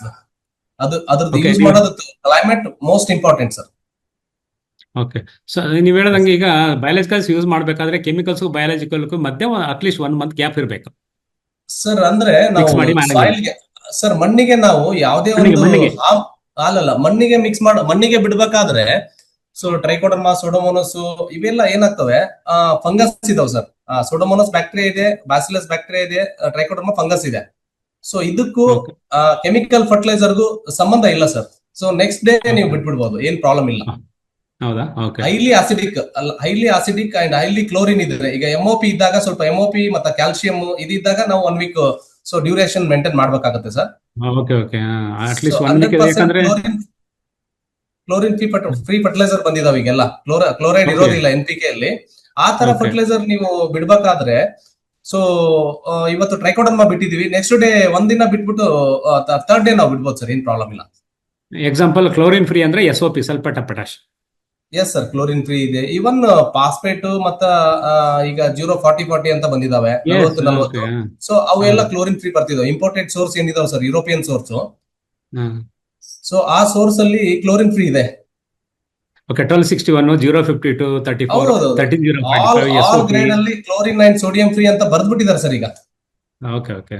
ಸರಿ. So sir okay. ಇನ್ನು ನೆಕ್ಸ್ಟ್ ಇದು ಬಂದ್ರೆ ಪ್ಲಾಂಟ್ ಪ್ರೊಟೆಕ್ಷನ್ ಬರೋಣ. ಈಗ ಇರಿಗೇಷನ್, ಫರ್ಟಿಗೇಷನ್ ಆಯ್ತು. ನೀರು ಸಾಮಾನ್ಯವಾಗಿ ಈಗ ಸುಮಾರು ಏರಿಯಾ ಓಡಾಡ್ತಾ ಇದ್ದೀರಾ, ಯಾವ್ಯಾವ ಏರಿಯಾದಲ್ಲಿ ನೀರಿನ ಬೆಳಕೆ ಎಷ್ಟಿಷ್ಟು ಸಾಮಾನ್ಯವಾಗಿ ಒಂದು rough estimate? Sir Ballari, Koppal, Raichur ಈ ಕಡೆ ಎಲ್ಲ ತುಂಬಾ ನೀರ್ ಬೇಕಾಗುತ್ತೆ ಸರ್. ಯಾಕಂದ್ರೆ ಅಲ್ಲಿ ಜೂನ್ ಜುಲೈ ಅಲ್ಲಿ ಇದ್ರಲ್ಲಿ ಹೋಗ್ತಾರೆ. ಆಲ್ಮೋಸ್ಟ್ ಜೂನ್ ನಿಂದ ಅಪ್ ಟು ಅಕ್ಟೋಬರ್ ವರೆಗೂ ಇದ್ರಲ್ಲಿ ಮಾಡ್ತಾರೆ ಸರ್. ಆ ಟೈಮಲ್ಲಿ ರೈನಿ ಇರೋದ್ರಿಂದ ಸೆಟ್ಟಿಂಗ್ ಟೈಮಲ್ಲಿ ಸ್ವಲ್ಪ ಕಡಿಮೆ ನೀರು ಯೂಸ್ ಆಗುತ್ತೆ. Okay. So Jan to April May ವರೆಗೂ ತುಂಬಾ ನೀರ್ ಬೇಕಾಗುತ್ತೆ ಸರ್. ಎವ್ರಿ ಡೇ ಕೆಲವೊಂದು ಲ್ಯಾಂಡ್ ಗೆ 50 to 100 ಲೀಟರ್ ಕೊಡ್ತಾ ಇದ್ದಾರೆ. ಅಷ್ಟು ರಿಕ್ವೈರ್ಮೆಂಟ್ ಇದೆ ಸರ್ ಇದೆ. ಓಕೆ. ಸೊ ಆ ಟೈಮಲ್ಲಿ ಜಾನ್ವರಿ, ಫೆಬ್ರವರಿ, ಮಾರ್ಚ್ ಅಲ್ಲಿ ಹಾರ್ವೆಸ್ಟಿಂಗ್ ಪೀರಿಯಡ್ ಇರುತ್ತೆ. ಓಕೆ. ಸೊ ಅಲ್ಲಿ ಎವ್ರಿ ಡೇ NRCP ಗೈಡ್ಲೈನ್ಸ್ ಅದೇ ಇದೆ, 50 ರಿಂದ 60 ಲೀಟರ್ ಅಂತ ಹೇಳಿದ್ದಾರೆ. Depends on soil sir. ಈಗ ಬ್ಲಾಕ್ ಸಾಯಿಲ್ ಇರೋರು 50 ಲೀಟರ್ ಅಲ್ಲೇ 50 ಲೀಟರ್ ಅಲ್ಲೇ ಎನ್ಎಫ್ ಮಾಡ್ತಾರೆ. ಸೊ ತುಂಬಾ ಈ ನಾವೇನಂತೀವಿ light soil sir, sandy mix ಇರುತ್ತೆ, ಸ್ಟೋನ್ ಇರುತ್ತೆ. ಸೊ ನೀವು ನೀರ್ ಎಷ್ಟು ಬಿಟ್ರು, ಕೆಲವೊಬ್ರು ಏನ್ ಮಾಡಿದ್ದಾರೆ 8 ಲೀಟರ್ ಏರ್ಟೆಲ್ ಪೇಚ್ ಹಾಕಿದ್ದಾರೆ, ಡೆಪ್ತ್ ಹೋಗ್ಬಿಡುತ್ತೆ ನೀರು. ರೂಟ್ ಝೋನ್ ಏರಿಯಾದಲ್ಲಿ ಅಷ್ಟು ಕವರ್ ಆಗಲ್ಲ, ಆ ಸರ್ಫೇಸ್ ನ ಕವರ್ ಮಾಡಲ್ಲ. ಸೊ ಅವ್ರು ಏನ್ ಮಾಡ್ತಾರೆ 100 ಲೀಟರ್ ವರೆಗೂ ಕೊಡ್ತಾರೆ ಸರ್. ಓಕೆ. ಓಕೆ. ಓಕೆ. ಸಾಮಾನ್ಯವಾಗಿ ಈಗ ನಂಬರ್ ಆಫ್ ವೆಟ್ಟಿಂಗ್ ಪಾಯಿಂಟ್ಸ್ ಇದ್ರೆ ಒಳ್ಳೇದು. ಯಾಕಂದ್ರೆ ಈಗ ಸಾಮಾನ್ಯವಾಗಿ ಮಣ್ಣಿನ ಇನ್ಫಿಲ್ಟ್ರೇಷನ್ ಬ್ಲಾಕ್ ಸಾಯಿಲ್ಸ್ ಕಮ್ಮಿ ಇರ್ತದೆ. ಹಾಗಾಗಿ Yes, sir. Number of drippers ಜಾಸ್ತಿ ಇರಬೇಕು, ಡಿಸ್ಚಾರ್ಜ್ ಕಮ್ಮಿ ಇರಬೇಕು. Yes, 8 yes, ಲೀಟರ್ 4 ಅಂದ್ರೆ ಓಕೆ ಆಗ್ತದೆ. ಹೆಚ್ಚು ಅದಕ್ಕೆ ಮ್ಯಾಕ್ಸಿಮಮ್ 8 ಲೀಟರ್ ತಗೊಳ್ಳೋದು, 4 ಲೀಟರ್ 8 ಲೀಟರ್ ಮ್ಯಾಕ್ಸಿಮಮ್ ತಗೊಳ್ಳೋದು ಆನ್ಲೈನ್ ಅಲ್ಲಿ. ಆಮೇಲೆ Yes, ಇನ್ನು sir. ಪ್ಲಾಂಟ್ ಪ್ರೊಟೆಕ್ಷನ್ ಮೆಜರ್ಸ್ ಬಂದ್ರೆ ಕೆಲವೀಗ ಬರ್ನಿಂಗ್ ಇಶ್ಯೂಸ್ ಇದಾವೆ. ಏನ್ sir. ಇಶ್ಯೂಸ್ ಬರ್ನಿಂಗ್ ಅಂತಂದ್ರೆ ಈಗ Sir, ಕಾಯಿ ಸೆಟ್ ಆಗಿರುತ್ತೆ ಅಲ್ವಾ, ಬಿಸಿಲಿಗೆ ತಾಪಮಾನ ಜಾಸ್ತಿ ಆದಾಗ ಏನಾಗುತ್ತೆ, ಕಷ್ಟ ಆಗುತ್ತೆ. ಅದನ್ನ ಹೆಂಗೆ ಕಂಟ್ರೋಲ್ ಮಾಡ್ತಾರೆ ಸರ್? ಹಣ್ಣು ಬರ್ನ್ ಆಗ್ತದಲ್ಲ ಸರ್, ಬರ್ನಿಂಗ್ ಇಶ್ಯೂಸ್ ಬಂದು ಸರ್ ಅದು 3 to 4 ಮೆಥಡ್ಸ್ ಅಲ್ಲಿ ಕಂಟ್ರೋಲ್ ಮಾಡ್ತೀವಿ ಸರ್. ಅದು 1 ಮೆಥಡ್ ಇಲ್ಲ. ಮತ್ತೆ ಬರ್ಲಿಕ್ಕೆ 3 ರಿಂದ 4 ಕಾರಣಗಳಿದೆ ಸರ್. ಓಕೆ. ಸೊ ಒಂದು ಹೆವಿ ಲೋಡ್ ಬಿಡ್ತಾರೆ ಫ್ರೂಟ್ಸ್ ಗೆ. ಈಗ 2 ಇಯರ್ಸ್ ಪ್ಲಾಂಟ್ ಗೆ ಮೋರ್ ದೆನ್ 100 ಬಿಡ್ತಾರೆ. ಸೊ ಅದರಿಂದನೂ ಬರ್ನಿಂಗ್ ಇಶ್ಯೂಸ್ ಸ್ಟಾರ್ಟ್ ಆಗುತ್ತೆ ಸರ್. ಯಾಕಂದ್ರೆ ಪ್ಲಾಂಟ್ ಗೆ ಸರಿಯಾಗಿ ನೀರು, ನ್ಯೂಟ್ರಿಷನ್, ಸಮ್ ರೂಟ್ ಡೆವಲಪ್ಮೆಂಟ್ ಗೆ ಈ ಹ್ಯೂಮಿಕ್ ಆಸಿಡ್, ಸಿವಿಡ್, ಫಲ್ವಿಕ್ ಏನಿದಾವಲ್ಲ ಇದು ಕೂಡ ತುಂಬಾ ಇಂಪಾರ್ಟೆಂಟ್ ಆಗುತ್ತೆ ಸ್ಟ್ರೆಸ್ ರಿಲೀಫ್ ಮಾಡ್ಲಿಕ್ಕೆ. ಓಕೆ ತುಂಬಾ ಜಾಸ್ತಿ ಕಾಯಿ ಬಿಟ್ರು ಬರ್ನಿಂಗ್ ಎಫೆಕ್ಟ್ ಆಗುತ್ತೆ. ಆಮೇಲೆ ನೀರಲ್ಲಿ TDS ಜಾಸ್ತಿ ಇದ್ದು ಆ ನೀರಿಗೆ ಕೆಮಿಕಲ್ ಹಾಕಿ ಸ್ಪ್ರೇ ಮಾಡಿದ್ರೆ ಅದರಲ್ಲೂ ಬರ್ನಿಂಗ್ ಇಶ್ಯೂಸ್ ಇರುತ್ತೆ. ಮತ್ತೆ ನಾನ್ ಕಂಫರ್ಟಬಲ್ ಕೆಮಿಕಲ್ಸ್, ಈಗ ಲೈಕ್ 1261 ಜೊತೆಗೆ ಮೈಕ್ರೋನ್ಯೂಟ್ರಿಯೆಂಟ್ ಮಿಕ್ಸ್ ಮಾಡ್ತಾರೆ ಕೆಲವೊಬ್ರು, okay phosphate and zinc combination. So ಇದರಲ್ಲಿ ಬರ್ನಿಂಗ್ ಇಶ್ಯೂಸ್ ಬರುತ್ತೆ sir. Okay okay so burning Okay, issues, ನೀವ್ ಹೇಳಿದ್ರೆ- ಸನ್ಬರ್ನ್, ನ್ಯಾಚುರಲಿ ಸನ್ಬರ್ನ್ ಆಗುತ್ತೆ. ಯಾವ ತರ ಅಂದ್ರೆ ನಮಗೆ ಅಕ್ಟೋಬರ್, ನವೆಂಬರ್, ಡಿಸೆಂಬರ್ ಅಲ್ಲಿ ಸೊ ಈ ಮಾರ್ನಿಂಗ್ ಡ್ಯೂ ಮತ್ತು ಈ ವಾಟರ್ ಸ್ಟೋರೇಜ್ ಇರುತ್ತೆ ಎಲ್ಲ ಗಿಡದ ಮೇಲೆ ಎಲ್ಲ ನೀರ್ ನಿಂತ್ಕೊಂಡಿರುತ್ತೆ. ಈ ಮಂಜ್ ಅಂತೀವಿ, ಇಬ್ಬನಿ Okay. ಮಂಜ್ ಅಂತ ಕರಿತೀವಿ ನೋಡಿ ಸರ್. ಸೊ ಅದು ಎಲೆ ಮೇಲೆ ಇದ್ದಾಗ ಸೊ ಸನ್ಲೈಟ್ 8 o'clock ಒಳಗಡೆ ನಮಗೆ 30 ಡಿಗ್ರಿ ಕ್ರಾಸ್ ಆದ್ರೆ ಸೊ ಅಲ್ಲಿ ಬರ್ನಿಂಗ್ ಚಾನ್ಸಸ್ ತುಂಬಾ ಇರುತ್ತೆ. ಫ್ರೂಟ್ ಸೆಲ್ಸ್ ಮತ್ತೆ ಲೀವ್ಸ್ ಟಿಶ್ಯೂಸ್ ಬರ್ನ್ ಆಗೋ ಚಾನ್ಸಸ್ ತುಂಬಾ ಇರುತ್ತೆ ಸರ್. ಓಕೆ ಓಕೆ ಓಕೆ ನೀವು ಇನ್ನೊಂದು ಈ ಹೇಳಿದ್ರೆ ಸ್ಪ್ರೇ ಕಾರಣಗಳಿಗೆ- ಸೊಲ್ಯೂಷನ್, ಸ್ಪ್ರೇ ಸೊಲ್ಯೂಷನ್ ಅಂತ ಹೇಳಿದ್ರಲ್ಲ, ಹಾ ಸರ್. ಸ್ಪ್ರೇ ಸೊಲ್ಯೂಷನ್ ಅದು ಹೇಳಿದಾಗ ಒಂದು ನೆನಪಾಯ್ತು. ಯಾಕಂದ್ರೆ ಸಾಮಾನ್ಯವಾಗಿ ಪೆಸ್ಟಿಸೈಡ್ಸ್ ಏನೇ ಮಿಕ್ಸ್ ಮಾಡಿ ಸ್ಪ್ರೇ ಮಾಡಬೇಕಾದ್ರೆ ಅವು ಕಂಪ್ಯಾಟಬಲ್ ಇರಬೇಕು. ಆದ್ರೆ pH towards acidic less than 7 ಇರಬೇಕಾಗತ್ತೆ. Yes, sir, ಅದಕ್ಕಾಗಿ yes, sir. ಅಂತ ಆತರ ಸ್ಪ್ರೇ ಸೊಲ್ಯೂಷನ್ pH ಕರೆಕ್ಟ್ ಮಾಡ್ಕೊಂಡಾಗ ನಮ್ಗೆ ಯುಟಿಲೈಸೇಷನ್ ಚೆನ್ನಾಗಾಗುತ್ತೆ. ಎಸ್ ಎಸ್ ಇವಾಗೆಲ್ಲ So, pH ಬ್ಯಾಲೆನ್ಸ್ ಇದು- ಬಂದಿದಾವ್ sir. After fruit setting compulsory pH balance ಮಾಡ್ಕೊಂಡೇ ಸ್ಪ್ರೇ ಮಾಡ್ಬೇಕು ಸರ್. ಈಗ ಕೆಲವೊಬ್ಬರು ರೈತರು 2 ಕೆಮಿಕಲ್ ಮಿಕ್ಸ್ ಮಾಡ್ತಾರೆ, 1 ಫಂಗಿಸೈಡ್ 1 ಇನ್ಸೆಕ್ಟಿಸೈಡ್. ಇನ್ನು ಕೆಲವೊಬ್ಬರು ರೈತರು 2 ಇನ್ಸೆಕ್ಟಿಸೈಡ್ 2 ಫಂಗಿಸೈಡ್ ಮಿಕ್ಸ್ ಮಾಡ್ತಿದ್ದಾರೆ ಇತ್ತೀಚೆಗೆ. ಓಕೆ ಓಕೆ ಸೊ ಇದು ಕೂಡ ಒಂದು ಇಶ್ಯೂ ಇದೆ ಸರ್. ಓಕೆ ಈಗ ಫ್ರೂಟ್ ಕವರ್ಸ್ ಯೂಸ್ ಮಾಡ್ತಾರೆ. ಸೊ ಏನ್ ಸರ್ ಅದ್ರ importance? Sir fruit cover use ಮಾಡೋದ್ರಿಂದ ನಿಮಗೆ ಸನ್ಬರ್ನ್ ಚಾನ್ಸಸ್ ಕಮ್ಮಿ ಇರುತ್ತೆ. Shining Okay. ಮತ್ತು ಕೀಪಿಂಗ್ ಕ್ವಾಲಿಟಿ ಜಾಸ್ತಿ ಆಗುತ್ತೆ. ಯಾಕಂದ್ರೆ ಅದ್ರ ಮೇಲೆ ಡೈರೆಕ್ಟ್ EV ಎಫೆಕ್ಟ್ ಇರಲ್ಲ. ಓಕೆ ಸೊ ಅದರಿಂದ ಫ್ರೂಟ್ ಕವರ್ ಯೂಸ್ ಮಾಡ್ತಾರೆ. ಫ್ರೂಟ್ ಕವರ್ ನಿಮಗೆ 3 ಟೈಪ್ಸ್ ಸರ್. ಒಂದು, ಇತ್ತೀಚಿನ ದಿನಗಳಲ್ಲಿ ಬ್ಯಾಕ್ಟೀರಿಯಲ್ ಬ್ಲೈಟ್ ಕಡಿಮೆ ಆಗ್ತಿದೆ ಅಂತ ಒಂದು 60 to 70% ಫ್ರೂಟ್ ಕವರ್ ಕರೆಕ್ಟ್ ಆಗಿ ಹಾಕಿದ್ರೆ ಬ್ಯಾಕ್ಟೀರಿಯಲ್ ಬ್ಲೈಟ್ Okay. ಕಮ್ಮಿ ಆಗ್ತಿದೆ, ಸನ್ಬರ್ನ್ Yes. ಕಮ್ಮಿ ಆಗ್ತಿದೆ, ಮತ್ತೆ ಫ್ರೂಟ್ ಡೆವಲಪ್ಮೆಂಟ್, ಸೈಜು, ಶೈನಿಂಗು ತುಂಬಾ ಚೆನ್ನಾಗಿ ಬರ್ತಾ ಇದೆ. ಅದರಿಂದ ಫ್ರೂಟ್ ಕವರ್ ಯೂಸ್ ಮಾಡ್ತಿದ್ದಾರೆ. ಸ್ವಲ್ಪ ಎಕ್ಸ್ಪೆನ್ಸಿವ್ ಆಗುತ್ತೆ ಸರ್, ಯಾಕಂದ್ರೆ ಅದು labour oriented work sir. Okay okay ಅದನ್ನ 1 ಎಕರೆ 2 ಎಕರೆ 3 ಎಕರೆ ಇರೋರು ಮಾಡ್ತಾ ಇದ್ದಾರೆ. So more than 5 to 10 acres ಇರೋರು ನೈಲಾನ್ ನೆಟ್ ಹಾಕ್ಬಿಡ್ತಾ ಇದ್ದಾರೆ ಸರ್ ಮೇಲ್ಗಡೆ. ಓಕೆ ಓಕೆ ಸೊ ಅದು ಸ್ವಲ್ಪ ಚೀಪ್ ಆಗುತ್ತೆ. ಚೀಪ್ ಮೀನ್ಸ್ ಅದು ಕಾಸ್ಟ್ಲಿ ಇದೆ, ಬಟ್ 3 years ಬರುತ್ತೆ. ಸೊ ಹ್ಯಾಂಡ್ಲಿಂಗ್ ತುಂಬಾ ಈಸಿ ಅದು. ಓಕೆ ಓಕೆ ಓಕೆ ಸಾಮಾನ್ಯವಾಗಿ ನೈಲಾನ್ ನೆಟ್ ಅಂತ ಅದು ಮೆಶ್ ಸೈಜ್ ಏನು ಸರ್? ಬೇಕಾದ್ರೆ ಒಂದೊಂದು ಏರಿಯಾಗೆ ಒಂದೊಂದು ಮೆಶ್ ತಗೊಂಡಿರ್ತಾರೆ. ಸರ್ ಸೊ ಅದು 40-50 ಸರ್ ಡಿಪೆಂಡ್ಸ್ ಆನ್. ಈಗ ನಮಗೆ ಸೌತ್ ಕರ್ನಾಟಕಕ್ಕೆ ನಮಗೆ 50 ಮೈಕ್ರಾನ್ ಬೇಕಾಗುತ್ತೆ, ಓಕೆ 50 to 60 ಮೈಕ್ರಾನ್ ಬೇಕಾಗುತ್ತೆ ಸರ್. ಯಾಕಂದ್ರೆ ಇಲ್ಲಿ ಟೆಂಪರೇಚರ್ ತುಂಬಾ ಕಮ್ಮಿ ಇದೆ. ಓಕೆ ಓಕೆ ಸೊ ಇಲ್ಲಿ ನಮ್ದು ಮಿಡ್ಲ್ ಕರ್ನಾಟಕ 60 to 70 ಬೇಕಾಗುತ್ತೆ sir. Okay okay more than Mesh size. 70 ಅವರು ಮಾಡ್ಲಿಕ್ಕೆ ಆಗ್ತಿಲ್ಲ sir micron size. Okay okay ಸರಿ ಸರ್. ಆಮೇಲೆ ಇನ್ನೊಂದು ಮೇಜರ್ ಪ್ರಾಬ್ಲಮ್ ಬರೋಣ. ಸೊ ಈಗ ನಾನು ಕೆಲವು ಪ್ಲಾಂಟ್ ಪ್ರೊಟೆಕ್ಷನ್ ಅಲ್ಲಿ ಒಂದೊಂದೇ ಕ್ವಶನ್ಸ್ ಕೇಳ್ತಾ ಹೋಗ್ತೀನಿ. Nematode Yes, sir. ಕಂಟ್ರೋಲ್ ಅದನ್ನ ಯಾವ ತರ ಮಾಡೋದು Yes, ಸರ್? sir. ಮೇಜರ್ ಅದೇ ಆಗ್ತದೆ, ನೆಮಟೋಡ್ ವಿಲ್ಟೋ. So nematode Sir. ಕಂಟ್ರೋಲ್ ಹೆಂಗಿ ಸರ್ ಮಾಡೋದು ಸಾಮಾನ್ಯವಾಗಿ ಹೆಚ್ಚಾಗಿ? ನೆಮ್ಯಾಟೋಡ್ ನೋಡಿ ಸರ್, ದಾಳಂಬೆ ನಾಟಿ ಮಾಡಿದ್ದ ನೆಕ್ಸ್ಟ್ ಡೇ ಇಂದಾನೆ ಪ್ರಾಬ್ಲಮ್ ಸ್ಟಾರ್ಟ್ ಆಗಿದೆ ಕೆಲವೊಂದ್ ಕಡೆ. ಸೊ ಎಲ್ಲಿ ಹೆವಿ ಸಾಯಿಲ್ ಇದೆಯೋ ಅಲ್ಲಿ ನಿಮೆಟೋಡ್ ಇದೆ, ಎಲ್ಲಿ ಲೈಟ್ ಸಾಯಿಲ್ ಇದೆಯೋ ಅಲ್ಲಿ ಸ್ವಲ್ಪ ನಿಮೆಟೋಡ್ ಹೆವಿ ಸಾಯಿಲ್ ಇದ್ದಲ್ಲಿ ಸ್ವಲ್ಪ ಮಾಡರೇಟ್ ಇದೆ, ಕಮ್ಮಿ ಇದೆ. ಲೈಟ್ ಸಾಯಿಲ್ ಇದ್ದಲ್ಲಿ ತುಂಬಾ ಜಾಸ್ತಿ ಇದೆ ಸರ್, ಅಲ್ಲಿ ವಿಲ್ಟ್ ಜಾಸ್ತಿ ಆಗ್ತಿದೆ ಹೆವಿ ಸಾಯಿಲ್ ಅಲ್ಲಿ. ಸೊ ನಿಮೆಟೋಡ್ ಗೆ ನಾವು ನೋಡಿ ಸರ್ ಬಿಗಿನಿಂಗ್ ಅಲ್ಲೇ ಪ್ಯಾಸಿಲೋಮೈಸಿಸ್ ಕೆಮಿಕಲ್ ಟ್ರೀಟ್ಮೆಂಟ್ ಅಂದ್ರೆ ಫಿರುಡಾನ್ ಹೋಗ್ತೀವಿ, ನಿಮಿಡ್ಜ್ ಅಂತ ಇದೆ, ನಿಮಿಡ್ಜ್ ಹೋಗ್ತೀವಿ. ಹೌದೌದು. ಸೊ ಆಕ್ಚುಲಿ ನಾವು ಎವ್ರಿ ಇಯರ್ ಇವಾಗ ಏನ್ ಮಾಡ್ತಾ ಇದೀವಿ ಅಂದ್ರೆ ಇದ್ರಲ್ಲಿ ಹೋಗಿದ್ಮೇಲೆ ವಿತ್ ಇನ್ ಫಸ್ಟ್ ಅಥವಾ ಸೆಕೆಂಡ್ ವಾಟರ್ ಅಲ್ಲಿ ನಾವು ವೇಲಂ ಪ್ರೈಮ್ ಆರ್ 2-3 ಕಂಪನಿದ್ ಬಂದಿದೆ ಸರ್. ಈಗ ವೆನಿವಾ ಅಂತ ಬಂದಿದೆ, ಅದು ಚೆನ್ನಾಗಿದೆ. ಮತ್ತೆ ಸಾಲಿಬ್ರೋ ಅಂತ ಇದೆ, ಅದು ಚೆನ್ನಾಗಿದೆ. 3ರಲ್ಲಿ ಯಾವ್ದಾದ್ರು ಒಂದು ಅಪ್ಲಿಕೇಶನ್ ಡ್ರೆಂಚಿಂಗ್ ಮುಖಾಂತರ ರೂಟ್ ಜೋನ್ ಏರಿಯಾ ನಿಮ್ ಡ್ರಿಪ್ಪರ್ಸ್ ಎಲ್ಲಿ ಇರುತ್ತೋ ಅಲ್ಲಿ ನಾವು ಡ್ರೆಂಚ್ ಮಾಡ್ತೀವಿ ಸರ್. ಅದರಿಂದ ರೋಡ್ ಕಂಟ್ರೋಲ್ ಬರ್ತಾ ಇದೆ ನಮ್ಗೆ. ಓಕೆ ಓಕೆ So, ಅಲ್ಲಿ ಒಂದು ವೇಲಂ physical- ಪ್ರೈಮ್ ಮತ್ತೆ ನಿಮಿಡ್ಜ್ ಹೆಚ್ಚಾಗಿ ಕೇಳಿದ್ದಾರೆ. ಇನ್ನೆರಡು ಹೇಳಿದ್ರಿ ಸರ್, ಅವು ಅವೈಲೇಬಲ್ ಇದೆ. ಸಿಂಜೆಂಟಾ ಅವರು ಈವನ್ ಫಿಸೇರಿಯಂ ವಿಲ್ಟ್ಗೂ ಅವರು ಡಿಸೈನ್ ಮಾಡಿದ್ದಾರೆ ಜೊತೆಗೇನೆ, ಯಾಕಂದ್ರೆ ಇದು ಕಾಂಪ್ಲೆಕ್ಸ್ ಡಿಸೀಸ್ ಆಗಿರೋದ್ರಿಂದ. ಓಕೆ ಸೊ ಸಿಂಜೆಂಟಾ ಕಂಪನಿ ಅವ್ರದ್ದು ವೆನಿವಾ ಅಂತ ಬಂದಿದೆ ಹೊಸ ಪ್ರಾಡಕ್ಟ್. ಒಂದು ಗಿಡಕ್ಕೆ ಜಸ್ಟ್ 0.5 ml ಸಾಕಾಗುತ್ತೆ ಸರ್. ವೆನಿವಾ. ಓಕೆ ಸರಿ ಸರಿ ಸರಿ Veniva. ಸರಿ ಎಸ್ ಸರ್, ಇದನ್ನ Okay. ನಾವು ಎವ್ರಿ So- ಇಯರ್ ಅಪ್ಲಿಕೇಶನ್ ಕೊಡ್ತಾ ಇದೀವಿ. ಹ್ಮ್ ಮಿಡ್ಲ್ ಅಲ್ಲಿ ಬೇಸಲ್ ಡೋಸ್ ಅಲ್ಲಿ ನಾವು ನಿಮೆಟ್ಜಾರ್ ಕಾರ್ಬೋಫಿರಾನ್ ಹಾಕಿದ್ರು ಅಲ್ಲೂ ನಮಗೆ ಕಂಟ್ರೋಲ್ ಬರುತ್ತೆ. But early 2 times compulsory nemato treatment ಬೇಕು ಸರ್. ಓಕೆ, ಸಾಮಾನ್ಯವಾಗಿ ನೀವು ಹೇಳ್ದಂಗೆ ಒಂದು ಸಮರಿಯಾಗಿ ಹೇಳೋದಾದ್ರೆ ಈ ನೆಮಟೋಡ್ Yes, sir. ಟ್ರೀಟ್ಮೆಂಟ್ಗಾಗಲಿ ಮತ್ತೆ ವಿಲ್ ಟ್ರೀಟ್ಮೆಂಟ್ ಆಗಲಿ ಇದನ್ನ ಆಫ್ಟರ್ ಹಾರ್ವೆಸ್ಟ್ ಇಲ್ಲ ರೆಸ್ಟಿಂಗ್ ಪೀರಿಯಡ್ ಅಲ್ಲಿ ಮಾಡಬೇಕು ಅಂತ ಅಲ್ವಾ ಸರ್? ರೆಸ್ಟಿಂಗ್ ಪೀರಿಯಡ್ ಅಲ್ಲಿ ಸಾಯಿಲ್ ಅಪ್ಲಿಕೇಶನ್ ಮಾಡ್ಬೇಕು ಸರ್. ಲೈಕ್ ನಿಮೆಟ್ಜು ಇಲ್ಲಾಂದ್ರೆ ಕಾರ್ಬೋಫಿರಾನ್ ಇದೆ FMC ಅವ್ರದ್ದು. ಓಕೆ ಸೊ ಇದು ನೀವು ಫರ್ಟಿಲೈಸರ್ ಏನ್ ಕೊಡ್ತೀವಿ ನೋಡಿ ಸರ್, ರೆಸ್ಟ್ ಮ್ಯಾನೇಜ್ಮೆಂಟ್ ಗೆ ನಾವು ಆ ಟೈಮ್ ಅಲ್ಲೇ ನಾವು ಕೊಟ್ಟಿಗೆ ಗೊಬ್ಬರ, ನೀಮ್ ಕೇಕು, ಬೋನ್ ಮಿಲ್, ಮೈಕ್ರೋಟ್ರೇಟ್, Yes, yes. NPK ಹಾಕ್ತಿವಲ್ಲ ಆ ಟೈಮ್ ಅಲ್ಲೇನೆ ಒಂದು 20 to 40 ಗ್ರಾಮ್ ಸೊ ನಿಮೆಟ್ಸ್ ಆರ್ ಫಿರಿಡಾನ್ ಕೊಡ್ಬೋದು ಸರ್. ಅಲ್ಲಿ Okay. ಏನಾಗುತ್ತೆ, ವಾಟರ್ 1 month ಅಷ್ಟೇ ಕೊಡ್ತೀವಿ ನಾವು, 1 month or 2 months ಕೊಡ್ತೀವಿ, ಆ ನಂತರ ನಿಲ್ಸ್ಬಿಡ್ತೀವಿ. ಅಲ್ಲಿ ನಿಮೆಟೋಡ್ ಡ್ಯಾಮೇಜಸ್ ತುಂಬಾ ಇರುತ್ತೆ.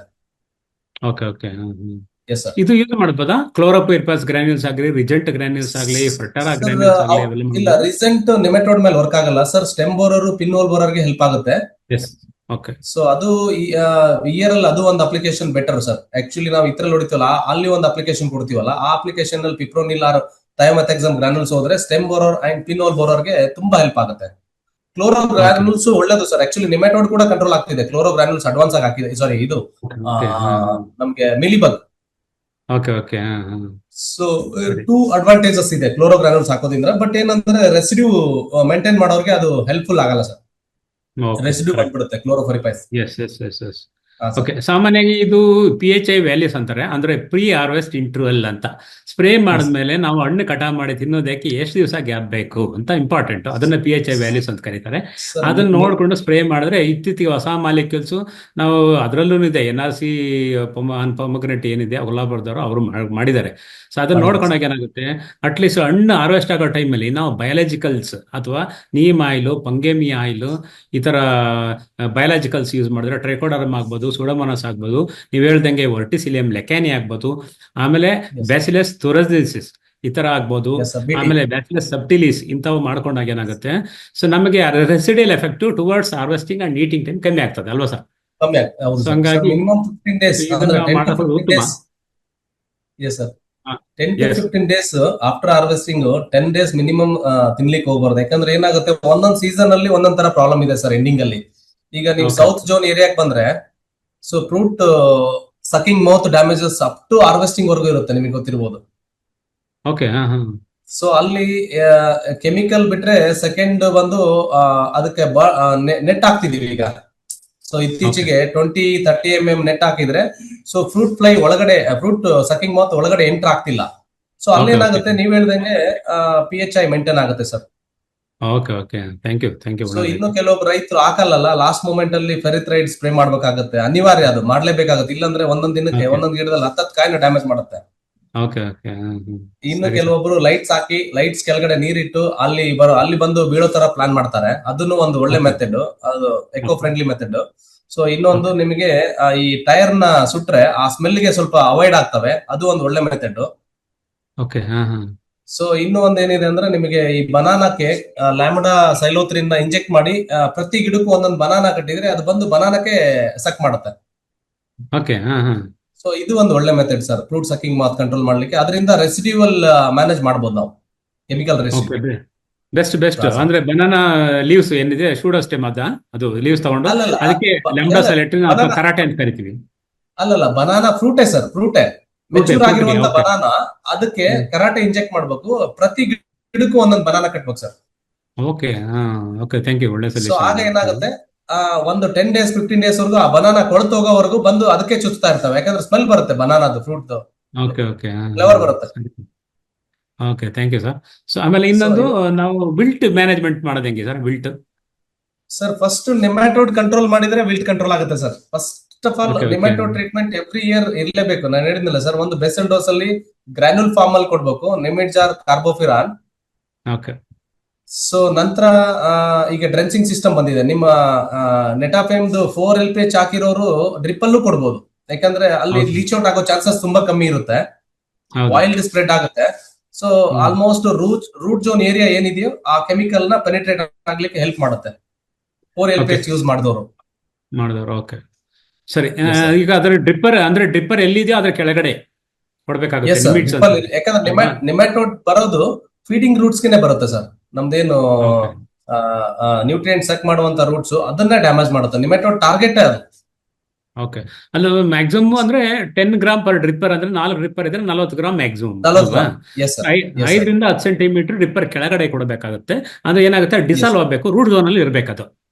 ಎಸ್ ಎಸ್ ಸರ್, ಈ ಎಸ್ ತರ ಸರ್. 2-3 ಸಲ ಆದ್ರೂ ರಿಪೀಟ್ ಮಾಡ್ಬೇಕಲ್ಲ. ಒನ್ಸ್ ಇನ್ ಸರ್ 20 ಡೇಸ್ ಮಾಡಿದ್ರೆ ಟೂ ಕಂಟ್ರೋಲ್ ಟೈಮ್ ಸಾಯಿಲ್, ಮಾಡ್ಬೋದು. ಟೂ ಟೈಮ್ ಒಂದು ಡ್ರೆಂಚಿಂಗ್, ಒಂದು ಸಾಯಿಲ್ ಅಪ್ಲಿಕೇಶನ್ ಸರ್. ಮಧ್ಯದಲ್ಲಿ ಓಕೆ. ಬಯೋಲಾಜಿಕಲ್ ಯೂಸ್ ಮಾಡಬಹುದು ನೀವು. ಏನು ಒಟ್ಟಿಸಿ ಪ್ಯಾಸಿಲೋಮೈಸಿಸ್ ಇದೆಯಲ್ಲ, ಪೆಸಿಲಮೈಸಿಸ್. ಒಳ್ಳೆ company Paecilomyces also very good result sir.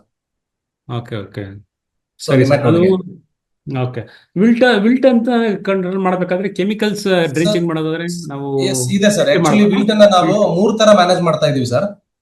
Okay ಯಾವ ತರ ಅಂದ್ರೆ ವರ್ಷಕ್ಕೆ 2 ಸಾರಿ ನಾವು ನಿಯರ್ ಸ್ಟೆಮ್ ಅಂದ್ರೆ ಕಾಲರ್ ನ ಡಿಪ್ ಮಾಡ್ಬೇಕು ಆ ಕೆಮಿಕಲ್ ವಾಟರ್ ಅಲ್ಲಿ. ಟಿಲ್ ಟು ಓಕೆ ಓಕೆ ಕ್ಲೋರೋಪರಿಪಾಸ್ ಮತ್ತೆ ಬಾವಿಸ್ಟನ್ ಕಾಂಬಿನೇಷನ್ ಅಲ್ಲಿ. ಓಕೆ ಸೊ ಏನ್ ಮಾಡ್ತೀವಿ sir, depends on age. Plant age 1 year ಇದ್ರೆ 2 ಲೀಟರ್ ಆ ಡ್ರೆಂಚಿಂಗ್ ಸಾಕಾಗುತ್ತೆ, ಆ ಕಾಲರ್ ಡ್ರೆಂಚಿಂಗ್. ಓಕೆ ಸೊ ಏನ್ ಮಾಡ್ತೀವಿ, ನಿಯರ್ ಸ್ಟೆಮ್ ಸರ್, ಆ ಸ್ಟೆಮ್ ಗೆ ಕನೆಕ್ಟ್ ಆಗ್ಬೇಕು ಆ ಕೆಮಿಕಲ್. ಸ್ವಲ್ಪ ಅಲ್ಲಿ 2 ಲೀಟರ್ ನೀರು ಓಲ್ಡ್ ಆಗೋ ತರ ಒಂದು ಗುಂಡಿ ಮಾಡಿ ಸ್ಮಾಲ್ ಆಗಿ. ಸೊ ಅಲ್ಲಿ 1 ml till to 1 gram Bavistin, chloro 50 C 1 ml ಹಾಕಿ, ಸೊ 2 ಲೀಟರ್ ಟ್ರೆಂಚ್ ಮಾಡ್ತೀವಿ sir first year. 1 year before ಇದ್ರೆ age, okay okay below 1 year ಇದ್ರೆ 2 ಇಯರ್ಸ್ ಇದ್ರೆ 3 ಲೀಟರ್, 3 ಇಯರ್ಸ್ ಇದ್ರೆ 5 ಲೀಟರ್. ಹಂಗೆ ಏಜ್ ಜಾಸ್ತಿ ಆದಂಗೆಲ್ಲ ಆ chemical proportion and water drenching ಜಾಸ್ತಿ ಆಗ್ತಾ ಹೋಗ್ತದೆ ಸರ್, ಡೈಲ್ಯೂಷನ್. ಡ್ರೆಂಚಿಂಗ್ ಸೊಲ್ಯೂಷನ್ ಜಾಸ್ತಿ ಮಾಡಬೇಕು. ಸುಮಾರು 5ರಿಂದ ಸೊಲ್ಯೂಷನ್ ಜಾಸ್ತಿ, 10 ಲೀಟರ್ ತನಕ ಮಾಡ್ಬೋದು. Maximum 10 litre sir, yearly twice. Okay ಸರಿ ಸರ್. ಅದು ಸೊ ಓಕೆ. ಅದು ತುಂಬಾ ಆಯ್ತು. ಆಲ್ರೆಡಿ ಇನ್ಫೆಕ್ಟ್ ಆಗಿತ್ತು ಅಂದ್ರೆ okay so every 3 months once ಮಾಡ್ಬೇಕಾಗುತ್ತೆ ಸರ್. ಅಂದ್ರೆ ಆಲ್ಟರ್ನೇಟ್, ಒಂದ್ಸರಿ ಟಿಲ್ ಟು ಬಾವಿಸ್ಟನ್ ಕ್ಲೋರೋ ಹೋಗ್ತೀವಿ, ಇನ್ನೊಂದ್ಸರಿ ಅಲಿಯೇಟ್ ಅಂತ ಬರುತ್ತೆ ಬಾಯರ್ದು. ಹೌದು. ಅಲಿಯೇಟ್ ಕೂಡ ಎಫೆಕ್ಟಿವ್ ರಿಸಲ್ಟ್ ಇದೆ ಸರ್. ಓಕೆ ಸೊ ಇದನ್ನು ಯೂಸ್ ಮಾಡ್ತೀವಿ. ಆಮೇಲೆ ಪಾಲಿಕ್ಯೂರ್ ಚೆನ್ನಾಗಿದೆ, ಪಾಲಿಕ್ಯೂರ್ ಯೂಸ್ ಮಾಡ್ತೀವಿ. 3 ಅಪ್ಲಿಕೇಶನ್ ಅದು ಕೊಡ್ತೀವಿ ನಾವು, ಡಿಫ್ರೆಂಟ್ ಟೆಪಿಕೋನಜಾಲ್ ಅಂತ ಕರಿತೀವಲ್ಲ, ಅದು ಪಾಲಿಕ್ಯೂರ್. ಎಸ್ ಓಕೆ ಹೌದು ಸರ್. ಇನ್ನೊಂದು ಫಸ್ಟ್ ಅಲ್ಲಿ ಅಲ್ಯೂಮಿನಿಯಂ ಅಲಿಯೇಟ್ ಅಲ್ಲಿ ಇದೆ, ಓಕೆ ಅದು ಕೂಡ ಚೆನ್ನಾಗಿ ಕೆಲಸ ಮಾಡುತ್ತೆ ಈ ವಿಲ್ಟ್ ಗೆ. ನಮಗೆ 2 ತರ ವಿಲ್ಟ್ ಇದೆ, ಒಂದು ಫಿಸೇರಿಯಂ ಇದೆ, ಇನ್ನೊಂದು ಸೆರೆಟೋಸಿಸ್ಟಿಸ್ ಫಿಮ್ರೇಟಿಯಾ ಅಂತ. ಈ 2 ಫಂಗಸ್ ಡ್ಯಾಮೇಜ್ ಮಾಡ್ತಾರೆ. S sir. ಓಕೆ ಓಕೆ ಸರಿ. ಸೊ ಇದು ಈಗ ಒಂದು, ನೀವು ಮತ್ತೆ ಹೇಳಿದಂಗೆ ನೀರ್ ನಿಲ್ಬಾರ್ದು ಸರ್. ಸರ್ ವಿಲ್ಟ್ ಬರ್ಲಿಕ್ಕೆ ಓಕೆ ಮೂಲ ಕಾರಣ ಏನಂದ್ರೆ, ಜಾಸ್ತಿ ಫರ್ಟಿಲೈಸರ್ ಹಾಕ್ಲಿಕ್ಕೆ ಏನ್ ಮಾಡ್ತಾರೆ ರೈತರು, ಸೊ ಡಿಗ್ಗಿಂಗ್ ಮಾಡ್ತಾರೆ ನೋಡಿ ರೂಟ್ ಝೋನ್ ಏರಿಯಾ, ಓಕೆ ಅದನ್ನ 1 ಫೀಟ್ 3/4 ಫೀಟ್ ಎಲ್ಲ ಡಿಗ್ ಮಾಡ್ತಾರೆ ಡೆಪ್ತ್. ಓಕೆ ಸೊ ಅಲ್ಲಿ ನಮಗೆ ಸಪೋರ್ಟಿವ್ ರೂಟ್ಸ್ ಏನಂತೀವಲ್ಲ, ಪ್ರೈಮರಿ ರೂಟ್ಸ್ ಡ್ಯಾಮೇಜ್ ಮಾಡ್ತಾರೆ. ಓಕೆ ಅದು ರೂಟ್ಸ್ ಡ್ಯಾಮೇಜ್ ಆಗಬಾರ್ದು. ದೊಡ್ಡ ದೊಡ್ಡ ರೂಟ್ಸ್ ಡ್ಯಾಮೇಜ್ ಆಯ್ತು ಅಂದ್ರೆ ಅಲ್ಲಿ ಇನ್ಫೆಕ್ಷನ್ ಸ್ಟಾರ್ಟ್ ಆಗ್ಬಿಡುತ್ತೆ ಸರ್. ಓಕೆ. ನೆಮ್ಟೋಡ್ ಎಂಟ್ರಿ ಆಗುತ್ತೆ, ಆಮೇಲೆ ವಿಲ್ಟ್ ಎಲ್ಲ ಬರುತ್ತೆ. Yes sir, yes sir. Okay ಅದು ಆದಷ್ಟು ವೈಟ್ ರೂಟ್ ಡ್ಯಾಮೇಜ್ ಮಾಡಿ, ಆ ವೈಟ್ ರೂಟ್ ಏರಿಯಾ ಅಷ್ಟೇ ಡ್ಯಾಮೇಜ್ ಮಾಡ್ಕೊಂಡು ಅಲ್ಲಿ ಫರ್ಟಿಲೈಸರ್ ಹಾಕೋದು ತುಂಬಾ ಒಳ್ಳೇದು ಸರ್. ಓಕೆ.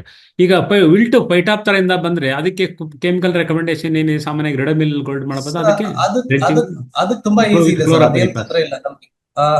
ಥೈಫನೆಟ್ ಮೆಥೈಲ್ ಇದೆ ಮತ್ತು ಮೆಟ್ಲಾಕ್ಸಿಲ್ 35%. ಹೌದೌದು. ಫಿಸೇರಿಯಂ ಅಥವಾ ಇದರಿಂದ ಫಿಥಿಯಂ ಇಂದ ಬರೋದಾದ್ರೆ ಅದು ನಮಗೆ ತುಂಬಾ ಈಸಿ ಸರ್, ಅದನ್ನ ಕಂಟ್ರೋಲ್ ಮಾಡ್ತೀವಿ. ಓಕೆ ಸರಿ. ಇನ್ನು So ಬ್ಯಾಕ್ಟೀರಿಯಲ್ ಇಲ್ಲಿ ಆ ಪ್ರಾಬ್ಲಮ್ ಕಾಣಲ್ಲ. ಆ ಪ್ರಾಬ್ಲಮ್ ಕಾಣೋದು ನೀರು ಎಲ್ಲಿ ಜಾಸ್ತಿ ನಿಂತಿರುತ್ತೋ ಆ ಜಾಗದಲ್ಲಿ ಮಾತ್ರ ನಾವು ಪೈಟೋಪ್ತರ ಕಾಣಿಸ್ತಾ ಇದ್ದೀವಿ ಅಷ್ಟೇನೆ. ಓಕೆ. ಇನ್ನು ಬ್ಯಾಕ್ಟೀರಿಯಲ್ ಬ್ಲೈಟ್ ಲೀಫ್ ಸ್ಪಾಟ್ ಆಗ್ಬೋದು, ಕಾಯಿ ಮೇಲೆ ಬರ್ಬೋದು, ಮತ್ತೆ ಎಲೆ ಮೇಲೆ ಬರ್ಬೋದು. ಇದು ಮೇಜರ್ ಪ್ರಾಬ್ಲಮ್. ಇದು ಏನು ಸರ್, ಯಾವ ಮೆಥಡ್ಸ್ ಅಲ್ಲಿ ನಾವು ಕಂಟ್ರೋಲ್ ಮಾಡ್ಬೋದು ಸರ್? ಇದಕ್ಕೆ ಆಲ್ಮೋಸ್ಟ್ 10 to 15 ಮೆಥಡ್ಸ್ ಇದೆ ಸರ್, 1 ಮೆಥಡ್ ಇಲ್ಲ. ಓಕೆ ಓಕೆ ಸೊ ಇದಕ್ಕೆ ಒಂದು pruning must important sir. Pruning ತುಂಬಾ ಅಂದ್ರೆ ತುಂಬಾ ಇಂಪಾರ್ಟೆಂಟ್. ಎಲ್ಲಾ ಕಡೆ ಸನ್ಲೈಟ್ ಮತ್ತೆ ಗಾಳಿ ಪಾಸ್ ಆಗೋ ತರ ಪ್ರೂನ್ ಮಾಡ್ಬೇಕು ಸರ್ ದಾಳಂಬೆಗೆ. ಸೊ ವಾಟರ್ ಶೂಟ್ಸ್ ಇಡಬಾರ್ದು. ಮತ್ತೆ ನಾವು ವಾಟರ್ ಮ್ಯಾನೇಜ್ಮೆಂಟ್ ತುಂಬಾ ಇಂಪಾರ್ಟೆಂಟ್ ಇದಕ್ಕೆ. ಮತ್ತೆ ನ್ಯೂಟ್ರಿಯೆಂಟ್ ಮ್ಯಾನೇಜ್ಮೆಂಟ್ ಏನಾಗುತ್ತೆ, ಆಫ್ಟರ್ ಫ್ಲವರ್ ಸೆಟ್ಟಿಂಗ್ ಆದ್ಮೇಲೆ ಕೆಲವೊಬ್ರು ಏನ್ ಮಾಡ್ತಾರೆ, ಕ್ಯಾಲ್ಸಿಯಂ ನೈಟ್ರೇಟ್ ನ ಕೊಡಬಾರ್ದು ಸರ್ ಬ್ಯಾಕ್ಟೀರಿಯಲ್ ವೈಟ್ ಇರುವಂತ ತೋಟದವರು. ಕ್ಯಾಲ್ಸಿಯಂ ನ ನಾವು ಆಕ್ಸೈಡ್ ಫಾರ್ಮ್ ಇದೆ. ಸೊ ಇನ್ನು ನಿಮಗೆ ಹೇಳ್ಬೇಕಂದ್ರೆ ಆಕ್ಸೈಡ್ ಫಾರ್ಮ್ ಇದೆ ಸರ್. ಆಕ್ಸೈಡ್ ಫಾರ್ಮ್ ಅಲ್ಲಿ ನೈಟ್ರೇಟ್ ಇರಲ್ಲ. ವಿತೌಟ್ ನೈಟ್ರೋಜನ್ ಕೊಡಬೇಕು ಅಂತ ನೀವು ಹೇಳೋದು? Yes, without nitrogen sir. Without nitrogen calcium ಕೊಟ್ರೆ ಒಳ್ಳೇದು. ಮತ್ತೆ ಕೆಲವೊಬ್ರು 19 ಅಲ್ಲಿ ಯೂಸ್ ಮಾಡ್ತಾರೆ ಸೆಟ್ಟಿಂಗ್ ಆದ್ಮೇಲೆ. ಅಲ್ಲಿ 19% ಯೂರಿಯಾ, ಅದರಿಂದನೂ ಬ್ಯಾಕ್ಟೀರಿಯಲ್ ಬ್ಲೈಟ್ ಜಾಸ್ತಿ ಆಗುತ್ತೆ. ಸೊ ಮತ್ತೆ ಇನ್ನೊಂದು ನಿಮ್ಗೆ ಗಾಳಿಯ ಒತ್ತಡ ಜಾಸ್ತಿ ಇತ್ತು, ಹೈಟ್ ಪ್ಲೇಸ್ ಅಲ್ಲಿ ದಾಳಂಬೆ ತೋಟ ಇದೆ ಅಂದ್ರೆ ಅಲ್ಲಿ ಗಾಳಿನ ಬ್ರೇಕ್ ಮಾಡ್ಲಿಕ್ಕೆ ನೀವು ವಿಂಡ್ ಬ್ಯಾರಿಯರ್ ಆಗಿ ಯಾವ್ದಾದ್ರು 20 to 30 ಫೀಟ್ ಹೈಟ್ ಇರುವಂತ ಪ್ಲಾಂಟ್ ನ ಸೊ ತೋಟದ ಸುತ್ತ ಹಾಕೋದು ತುಂಬಾ ಒಳ್ಳೇದು ಸರ್. ಓಕೆ ಓಕೆ ಹಾ ಸರ್. ಓಕೆ. ಇನ್ನು ಈ ಕೆಮಿಕಲ್ಸ್ ಅಲ್ಲಿ ಕಂಟ್ರೋಲ್ ಮಾಡೋದಾದ್ರೆ ಯಾವ ತರ ಮಾಡ್ಬೋದು ಬ್ಯಾಕ್ಟೀರಿಯಲ್ ಸರ್ ಕೆಮಿಕಲ್ಸ್ ಅಲ್ಲಿ ಕಾಪರ್ ಮತ್ತು ಆಂಟಿಬಯೋಟಿಕ್ಸ್ ಹೋಗ್ತೀವಿ ಸರ್ ನಾವು 10 to 15 days once. Okay so ಅದರ ಮಧ್ಯದಲ್ಲಿ ನಾವು ಬಯಾಲಜಿಕಲ್ಸ್ ಯೂಸ್ ಮಾಡ್ತೀವಿ, ಬ್ಯಾಸಿಲಸ್ ಸೆಪ್ಟಿಲಿಸ್ ಮತ್ತು ಸೋಡೋಮೋನಸ್ ಫ್ಲೋರಸೆನ್ಸ್. ಇದು ತುಂಬಾ ಚೆನ್ನಾಗಿದೆ ನಮ್ಗೆ effective. But depends on climatic conditions. ಆ ಟೈಮ್ ಅಲ್ಲಿ ಕೆಮಿಕಲ್ ಡ್ಯೂರೇಷನ್ ಅದು ಕೂಡ ಇಂಪಾರ್ಟೆಂಟ್ ಆಗುತ್ತೆ. ಓಕೆ. ಕೆಮಿಕಲ್ಸ್ ಅಂದ್ರೆ ಫಾರ್ ಎಕ್ಸಾಂಪಲ್ ಈಗ ಕಾಪರ್ ಮತ್ತು ಆಂಟಿಬಯೋಟಿಕ್ ಕೇಸೈಕ್ಲಿನ್ ಈಗ ಸ್ಪ್ರೇ ಮಾಡಿದೀವಿ, ಮತ್ತೆ 5 days ಬಿಟ್ಟು ನಾವು ಸೋಡೋಮೋನಸ್ ಬ್ಯಾಸಿಲಸ್ ಮಾಡ್ಲಿಕ್ಕೆ ಆಗಲ್ಲ ಸರ್. Okay okay. ಅಲ್ಲಿ ಏನ್ ಮಾಡ್ತೀವಿ, ನಮಗೆ ಮಧ್ಯದಲ್ಲಿ ಒಂದು ಪ್ರಾಬ್ಲಮ್ ಇರುತ್ತೆ, ಆಂಥ್ರಾಕ್ನೋಸ್ ಮತ್ತೆ ಸರ್ಕಸ್ ಸ್ಪೋರನು ತುಂಬಾ ಡ್ಯಾಮೇಜ್ ಇರುತ್ತೆ. ಆ ಟೈಮ್ ಅಲ್ಲಿ ನಾವೇನ್ ಮಾಡ್ತೀವಿ, ಪಾಲಿಕ್ಯೂರು, ಕವಚ್ ಸ್ಕೋರು, ಇಲ್ಲಾಂದ್ರೆ ನಾವು ನೆಟಿವೋನು ಇಲ್ಲ ಕ್ಯಾಬ್ರೆಟಾಪ್ ಈ ತರ ಒಂದು ಫಂಗಿಸೈಡ್ ತಗೊಂಡು ಆಮೇಲೆ 5 days ಬಿಟ್ಟು, ಅಂದ್ರೆ ಮಿನಿಮಮ್ 10 days ಗ್ಯಾಪ್ ಬೇಕೇ ಬೇಕು ಕಾಪರ್ ಮತ್ತು ಆಂಟಿಬಯೋಟಿಕ್ಸ್. ಸೊ ಇದು ಮಧ್ಯದಲ್ಲಿ ಇಂಟಿಗ್ರೇಟೆಡ್ ಸ್ಪ್ರೇ ಮ್ಯಾನೇಜ್ಮೆಂಟ್ ಅಲ್ಲಿ ಬ್ಯಾಕ್ಟೀರಿಯಲ್ ಬ್ಲೈಟ್ ನ ಕಂಟ್ರೋಲ್ ಮಾಡಬಹುದು ಸರ್. Okay okay. ಸಾಮಾನ್ಯವಾಗಿ ಇದು ಎರಡು ಕೆಮಿಕಲ್ಸ್ ಹೆಚ್ಚಾಗಿ ಪ್ರಚಲಿತವಾಗಿರೋದಲ್ವಾ? ಒಂದು ಸ್ಟೆಪ್ಟೋಸೈಕ್ಲಿನ್, ಎಸ್ ಸ್ಟೆಪ್ಟೋಸೈಕ್ಲಿನ್ ಇದೆ, ಇನ್ನೊಂದು 0.5 ಗ್ರಾಮ್, ಮತ್ತೆ COC ಬ್ಯಾಕ್ಟೀರಿಯಾ ನಾಶಕ. ಇವಾಗ ಬ್ಯಾನ್ ಆಗಿದೆ ಸರ್, ಬ್ಯಾನ್ ಆಗಿದೆ, ಇವಾಗ ಸಿಗಲ್ಲ ಅದು. ಓಕೆ. ಸ್ಟೆಪ್ಟೋಸೈಕ್ಲಿನ್ ಬೆಸ್ಟ್ ಅವೈಲೇಬಲ್ ಇದೆ. ಎಸ್ ಕಾಸುಗಾಮೈಸಿನ್ ಚೆನ್ನಾಗಿದೆ ಸರ್, ಕಾಸುಗಾಮೈಸಿನ್ ಅಂತ ಬರುತ್ತೆ ಆಂಟಿಬಯೋಟಿಕ್ ಅಲ್ಲಿ, ಅದು ತುಂಬಾ ಚೆನ್ನಾಗಿದೆ. Okay sir. Okay yes sir. So ಹಂಗಾಗಿ ಅದನ್ನ ಡ್ರೆಂಚ್ ಮಾಡೋದ್ರಿಂದ ನಾವು ಅಂದ್ರೆ ಸಾರಿ ಅಲ್ಲ ಡ್ರೆಂಚ್ ಇಲ್ಲ ಸರ್, ಸ್ಪ್ರೇ ಮಾಡೋದ್ರಿಂದ ಮತ್ತೆ ಸ್ಪ್ರೇ ಮಾಡೋ ಮೆಥಡ್ಸ್ ತುಂಬಾ ಸ್ಪ್ರೇ ಮಾಡೋದ್ರಿಂದ ಹೌದು ಸರ್. ಎಲೆ ಮೇಲೆ ಕಾಯಿ ಮೇಲೆ ಸ್ಪ್ರೇ ಮಾಡೋದ್ರಿಂದ ಇದು ಕಂಟ್ರೋಲ್ ಆಗುತ್ತೆ. ಮತ್ತೆ ವಾತಾವರಣ ಮಳೆ ವಾತಾವರಣ ಇದ್ರೂ ಸ್ಪ್ರೆಡ್ಡಿಂಗ್ ಜಾಸ್ತಿ ಆಗತ್ತಲ್ವಾ? ಹೌದು ಸರ್. ಮತ್ತೆ ನ್ಯೂಟ್ರಿಯೆಂಟ್ ಬ್ಯಾಲೆನ್ಸ್ ಮಾಡ್ಬೇಕಾಗುತ್ತೆ ಸರ್. ಅಲ್ಲಿ ನೀವು ಯಾವುದೇ ಒಂದು ಆಂಟಿಬಯೋಟಿಕ್ ಕೊಟ್ಟಾಗ ಪ್ಲಾಂಟ್ ಸ್ವಲ್ಪ ಸ್ಟ್ರೆಸ್ ಹೋಗುತ್ತೆ. Stress means chlorophyll content damage ಆಗುತ್ತೆ ಸ್ವಲ್ಪ, ನಾವು ಕಾಪರ್ ಜಾಸ್ತಿ ಯೂಸ್ ಮಾಡೋದ್ರಿಂದ, ಆಂಟಿಬಯೋಟಿಕ್ಸ್ ಇವೆಲ್ಲ. ಆಗ ಅದರಿಂದ ಸ್ಟ್ರೆಸ್ ಹೋದ್ರೂ ನಮಗೆ ಬ್ಯಾಕ್ಟೀರಿಯಲ್ ಬ್ಲೈಟ್ ಕಂಟ್ರೋಲ್ ಬರಲ್ಲ. ಆಗ ಏನ್ ಮಾಡ್ತೀವಿ, ಕ್ಯಾಲ್ಸಿಯಂ ಕೊಡ್ತೀವಿ, ಸಿಲಿಕಾನ್ ಕೊಡ್ತೀವಿ, ಜಿಂಕ್ ಕೊಡ್ತೀವಿ. ಸ್ವಲ್ಪ ಸಿಲಿಕಾನ್ ಇದೆ, ಸಿಲಿಕಾನ್ ಅಂತೂ ನಿಮ್ಗೆ 2-3 ಇದ್ರಲ್ಲಿ ಬರ್ತಾ ಇದೆ. ಈಗ ಆರ್ಥೋಸಾಲಿಸಿಲಿಕ್ ಆಸಿಡ್ ಬರ್ತಾ ಇದೆ, ಡೈರೆಕ್ಟ್ ಸಾಲಿಸಿಲಿಕ್ ಆಸಿಡ್ ಬರ್ತಾ ಇದೆ, ಆಮೇಲೆ ಪೊಟ್ಯಾಷಿಯಂ ಸಿಲಿಕೇಟ್ ಬರ್ತಾ ಇದೆ. Okay okay. ಸೊ ಇವೆಲ್ಲ ಹ್ಯೂಮಿನಿಟಿ ಬೂಸ್ಟರ್ ಸರ್. ಸ್ವಲ್ಪ ಬೂಸ್ಟರ್ ಅಪ್ಲಿಕೇಶನ್ ಇರ್ಲೇಬೇಕು ಸರ್. ಅದರಲ್ಲಿ ಮೇಜರ್ ರೋಲ್ ಬಂದ್ಬಿಟ್ಟು ನಮಗೆ manganese and copper sir. Antibiotic spray ಆಗಿ ವಿತಿನ್ 3 to 4 days ಅಲ್ಲಿ manganese and copper, manganese sulphate ಅಥವಾ ಮ್ಯಾಂಗನೀಸ್ ಕಾರ್ಬೋನೇಟ್ ಅಂತ ಬಂದಿದೆ ಈಗ. Okay okay. ಸೊ ಈ ಸ್ಪ್ರೇ ಇಮಿಡಿಯೇಟ್ ಆಗಿ ಕೊಟ್ರೆ ಪ್ಲಾಂಟ್ ಸ್ಟ್ರೆಸ್ ಹೋಗಲ್ಲ ಸರ್, ಕ್ಲೋರೋಫಿಲ್ ಡ್ಯಾಮೇಜ್ ಆಗಲ್ಲ. ಕ್ಲೋರೋಫಿಲ್ ಡ್ಯಾಮೇಜ್ ಆದ್ರೆ ಬ್ಯಾಕ್ಟೀರಿಯಲ್ ಬ್ಲೈಟ್ ಇನ್ಫೆಕ್ಷನ್ ಜಾಸ್ತಿ ಆಗುತ್ತೆ. Okay okay. ಸರಿ. Okay. Zinc sulphate, manganese sulphate ಮತ್ತೆ ಸ್ಟಿಕ್ಕರ್ ಜೊತೆ ಮಿಕ್ಸ್ ಮಾಡಿ ಸ್ಪ್ರೇ ಮಾಡೋದು ಉತ್ತಮ ಅಲ್ವಾ? ಇಲ್ಲ ಅಂತಂದ್ರೆ ಎಲ್ಲ 4-5 ಮೈಕ್ರೋಟ್ರೆಂಡ್ಸ್ ಇರೋ ಬ್ರ್ಯಾಂಡ್ಸ್ ಬಂದಿದ್ದಾವೆ, ಅವುಗಳನ್ನು ಸ್ಪ್ರೇ ಮಾಡ್ಬೋದು ಅಲ್ವಾ ಸರ್? ಸಲ್ಫೇಟ್ಸ್ ಇಲ್ಲ ಅಂದ್ರೆ ಅಲ್ಲಿ. ಸೊ EDTA ಫಾರ್ಮ್ ಸ್ವಲ್ಪ ಅಷ್ಟು ರಿಸಲ್ಟ್ ಬರ್ತಾ ಇಲ್ಲ ಸರ್ ನಮಗೆ ಬ್ಯಾಕ್ಟೀರಿಯಲ್ ಬ್ಲೈಟ್ ಇರೋ ತೋಟಕ್ಕೆ. EDTA nothing but amino acid sir, amino acid, nothing but amino acid. ಅದು ಮೈಕ್ರೋಟ್ರೆಂಡ್ಸ್ ಸಲ್ಫೇಟ್ಸೇ ಮಾಡ್ಬೇಕಾ ಹಂಗಾದ್ರೆ?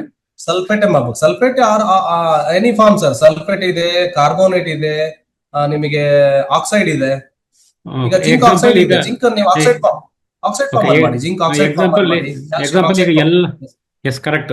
ಎಕ್ಸಾಂಪಲ್ ಇವಾಗ ಎಲ್ಲ ಇರೋದು ಲಿಬ್ರಲ್ ಇದೆ ಅಲ್ವಾ?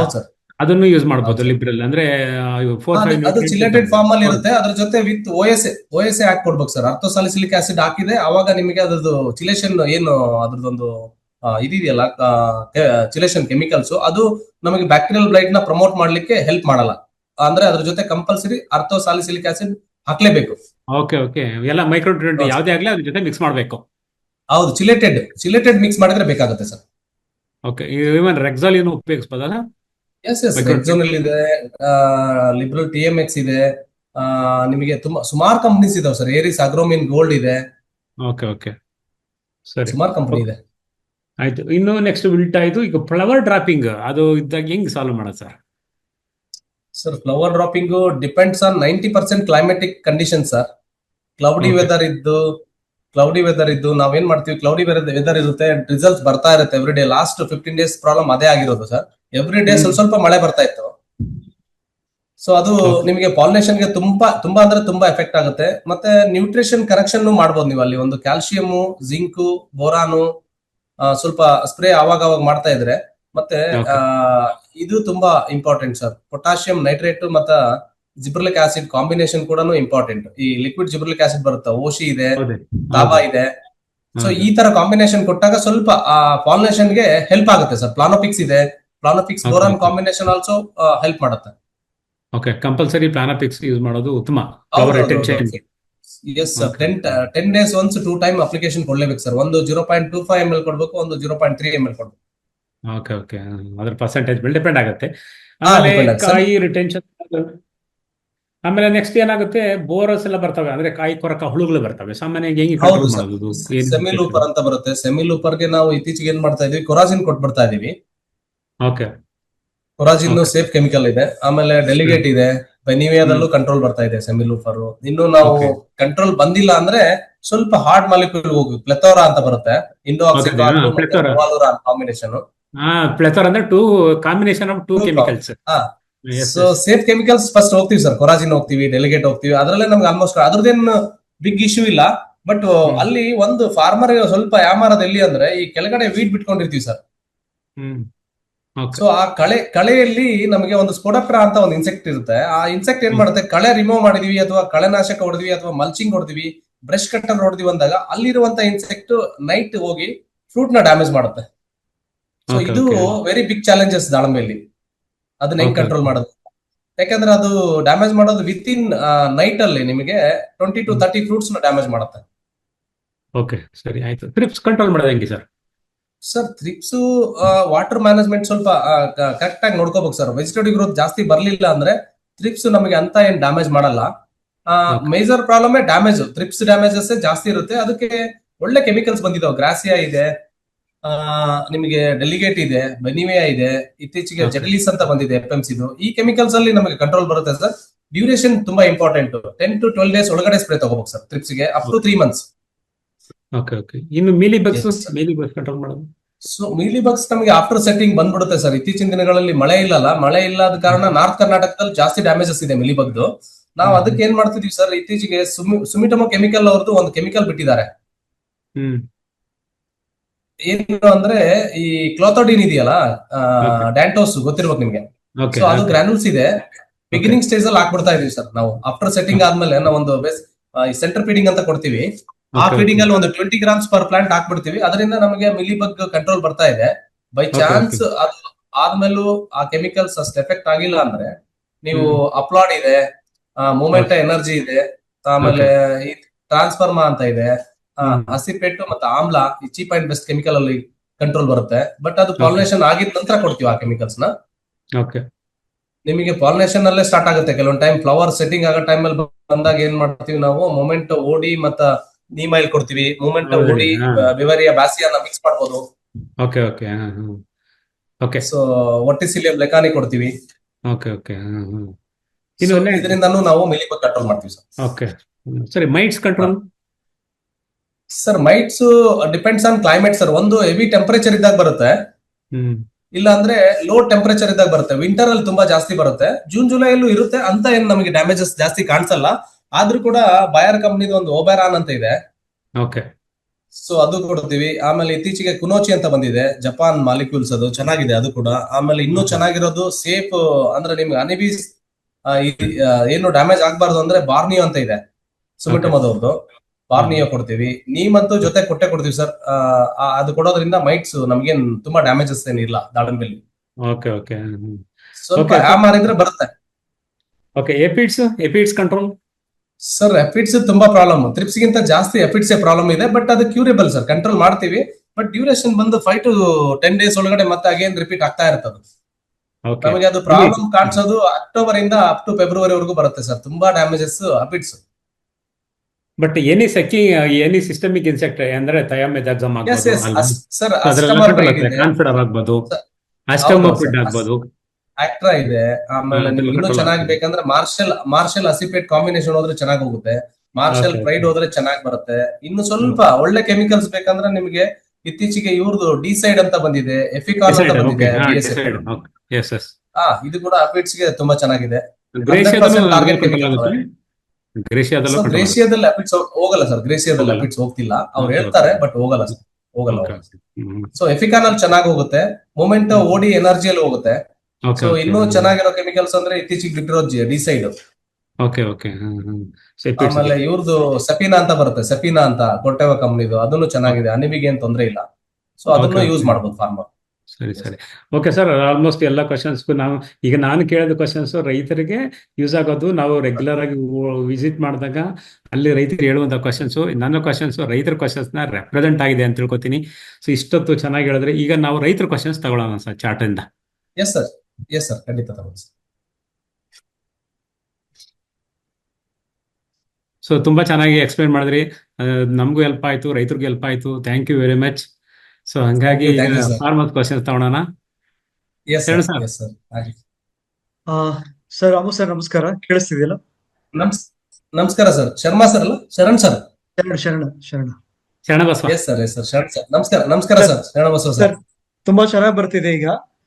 Most of the points Okay. Cover ಆಗಿದೆ. ಇಲ್ಲಿ ಚಾರ್ಟ್ ಅಲ್ಲಿ ಬಂದಿರೋ ಕ್ವಶನ್ಸ್ಗೂ ಬಹಳಷ್ಟು ಕ್ವಶನ್ಸ್ ಗೆ ಆನ್ಸರ್ ಸಿಕ್ಕಿದೆ. ಆದ್ರೂ ಒಂದೆರಡು Okay. ಕ್ವಶನ್ಸ್ ಇದೆ ರಿಪೀಟ್ ಆಗಿ ಬಂದಿರೋದು.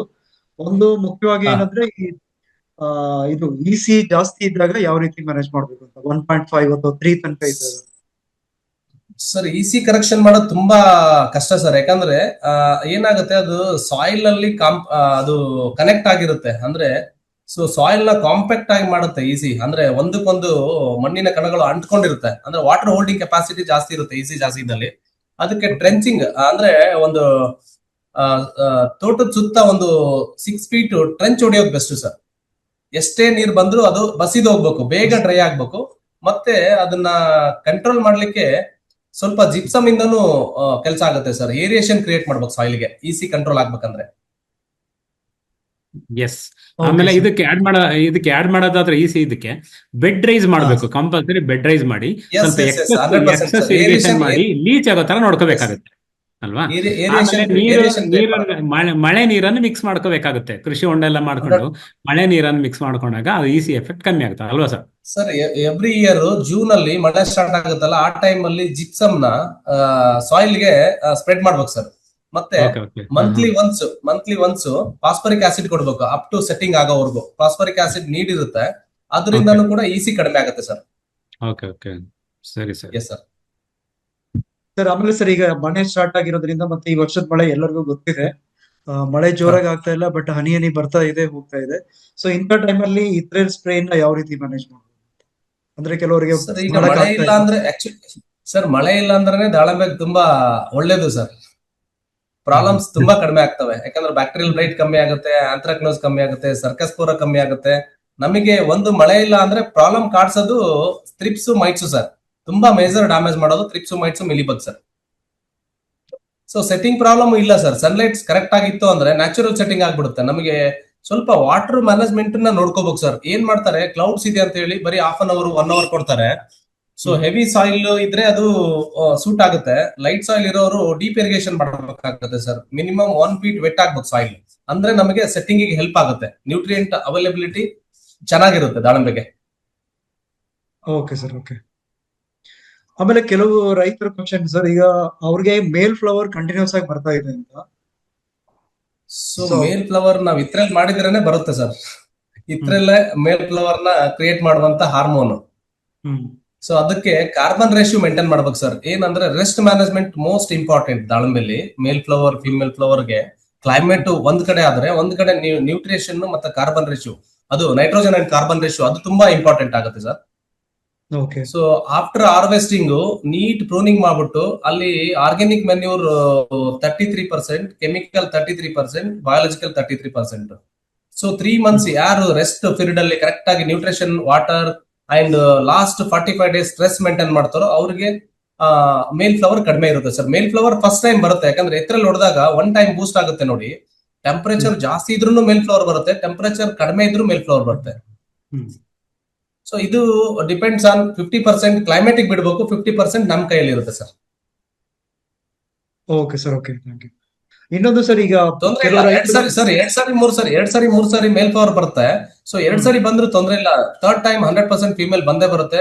ನಮ್ ಪ್ಲಾಂಟ್ಸ್ ಗೆ ಎಷ್ಟು ಬೇಕೋ ಅಷ್ಟು ಸೆಟ್ಟಿಂಗ್ ಆಗುತ್ತೆ. ಅಲ್ಲಿ ಏನಾಗುತ್ತೆ, ನಿಮಗೆ ಒಂದು 5 to 10 ಸ್ಪ್ರೇ ವೇಸ್ಟ್ ಆಗ್ತವೆ ಸರ್ ಸಕ್ಕಿಂಗ್ ಪೇಸ್ಟ್ ಗೆ. ಅದೊಂದು ರೈತರಿಗೆ ಲಾಸ್ ಆಗುತ್ತೆ ಮೇಲ್ ಫ್ಲವರ್ ಬಂದಾಗ. ಮೇಲ್ ಫ್ಲವರ್ ಬರೋದು ತಪ್ಪೇನಿಲ್ಲ. ಮೇಲ್ ಫ್ಲವರ್ ಬಿಗಿನಿಂಗ್ ಅಲ್ಲಿ ಬಂದ್ರೆ ನಿಮಗೆ ವೆಜಿಟೇಟಿವ್ ಗ್ರೋತ್ ಕಂಟ್ರೋಲ್ ಆಗುತ್ತೆ ಗಿಡದಲ್ಲಿ. ಆ ಮೇಲ್ ಫ್ಲವರ್ ಬರ್ಲಿಲ್ಲ, ಫಿಮೇಲ್ ಬಂತು ಅಂದ್ರೆ ವೆಜಿಟೇಟಿವ್ ಗ್ರೋತ್ ಜಾಸ್ತಿ ಆಗುತ್ತೆ. ಅಲ್ಲಿ ಚಿಗುರು ತೆಗಿಲಿಕ್ಕೆ ಲೇಬರ್ ಹೋಗುತ್ತೆ, ಆ ದುಡ್ಡು ಅಲ್ಲಿನೂ ನಾವು ಎಕ್ಸ್ಪೆನ್ಸ್ ಅಲ್ಲಿ ಬೇರ್ ಮಾಡ್ಬೇಕಾಗುತ್ತೆ. ಇಲ್ಲಿ ಮೇಲ್ ಫ್ಲವರ್ ಬಂದು ಅದನ್ನ ಕಂಟ್ರೋಲ್ ಮಾಡುತ್ತೆ. Okay sir, okay, thank you. ಆಮೇಲೆ ಈಗ ಒಂದು ಗಿಡಕ್ಕೆ ನಾವು ಒಳ್ಳೆ ಕ್ವಾಲಿಟಿ ಅಥವಾ ಒಳ್ಳೆ ಸೈಜ್ದು ಹಣ್ಣು ಬರ್ಬೇಕಾದ್ರೆ ಎಷ್ಟು ಹಣ್ಣುಗಳನ್ನ ಮೇಂಟೈನ್ ಮಾಡ್ಬೇಕು ಸರ್? ಸರ್ ಫಸ್ಟ್ ಇಯರ್ ಅಂದ್ರೆ ನಾವು 18 to 24 ಮಂತ್ಸ್ ಗೆ ಫಸ್ಟ್ ಕ್ರಾಪ್ ಬಿಡಿಸ್ತೀವಿ ಸರ್. 18 to 24 ಮಂತ್ಸ್ ಗೆ. ಆಗ ನಾವು ಒಂದು 50 ಇಂದ 60 ಫ್ರೂಟ್ಸ್ ಬಿಟ್ಕೊಂಡ್ರೆ ಅದನ್ನೇ ಕರೆಕ್ಟ್ ಆಗಿ ಮೇಂಟೈನ್ ಮಾಡಿದ್ರೆ 15 to 20 kg ಬರುತ್ತೆ ಸರ್ ಪರ್ ಪ್ಲಾಂಟ್. ಸೊ ಮತ್ತೆ ವೆರಿ ಗುಡ್ ಕ್ವಾಲಿಟಿ ಬರುತ್ತೆ. ಮಿನಿಮಮ್ 200 ಸೈಜ್ ಇರುತ್ತೆ, ಮ್ಯಾಕ್ಸಿಮಮ್ 800 ವರೆಗೂ ಬರುತ್ತೆ. ಮತ್ತೆ ನಿಮಗೆ ಅಲ್ಲಿ ಆಲ್ಮೋಸ್ಟ್ ನ್ಯೂಟ್ರಿಯೆಂಟ್ ಕೊಡ್ಬೇಕು ಅಂತ ನ್ಯಾಚುರಲ್.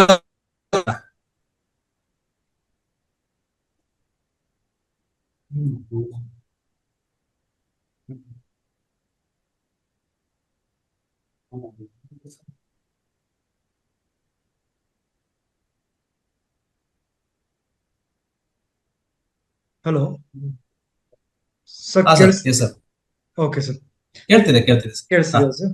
ಓಕೆ, ಈಗ first year low network. Network issue ಆಗಿದೆ ಸರ್. ಹಾ sir. Okay, first year 50 to 60 ಹಣ್ಣುಗಳನ್ನ ಬಿಡಬಹುದು ಅಂತ ಹೇಳ್ತಿದ್ದೀರಿ ಸರ್? Yes sir. ಅದು 18 to 24 ತಿಂಗಳು ಗಿಡ ಇದ್ರೆ ಅಷ್ಟು ಬಿಡ್ಬೇಕು ಸರ್. ಕೆಲವೊಬ್ರು ಏನ್ ಮಾಡ್ತಾರೆ, ಸೌತ್ ಕರ್ನಾಟಕ ಕಡೆ 10 ತಿಂಗಳಿಂದ 12 ತಿಂಗಳಿಗೆ ಬಿಡ್ತಾರೆ. ಅವರೆಲ್ಲ ಒಂದು 30 ಇಂದ 40 ಇಟ್ಕೊಂಡ್ರೆ ಒಳ್ಳೇದು sir. Okay sir, okay, okay. ಆಮೇಲೆ ಕೆಲವರಿಗೆ ಈಗ ವೀಡ್ ಮ್ಯಾಟ್ ಹಾಕಿ ಕ್ರಾಪ್ ರೋ ಅಲ್ಲಿ ವೀಡ್ ಮ್ಯಾನೇಜ್ ಮಾಡ್ತಿದ್ದಾರೆ ಸರ್. ಬಟ್ ಈಗ 2 ಸಾಲ್ ಮಧ್ಯ ಜಾಗ ಇರುತ್ತಲ್ಲ, ಅಲ್ಲಿ ವೀಡ್ಸ್ ಕಂಟ್ರೋಲ್ ಆಗ್ತಾ ಇಲ್ಲ ಅಂತೆ.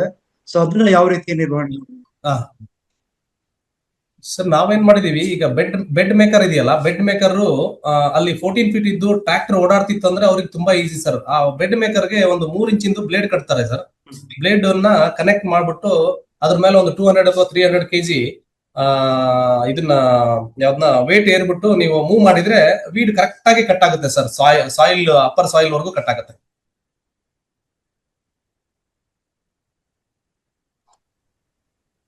ಶರಣ್ ಸರ್, ನಿಮ್ದು ಮ್ಯೂಟ್ ಆಗಿದೆ.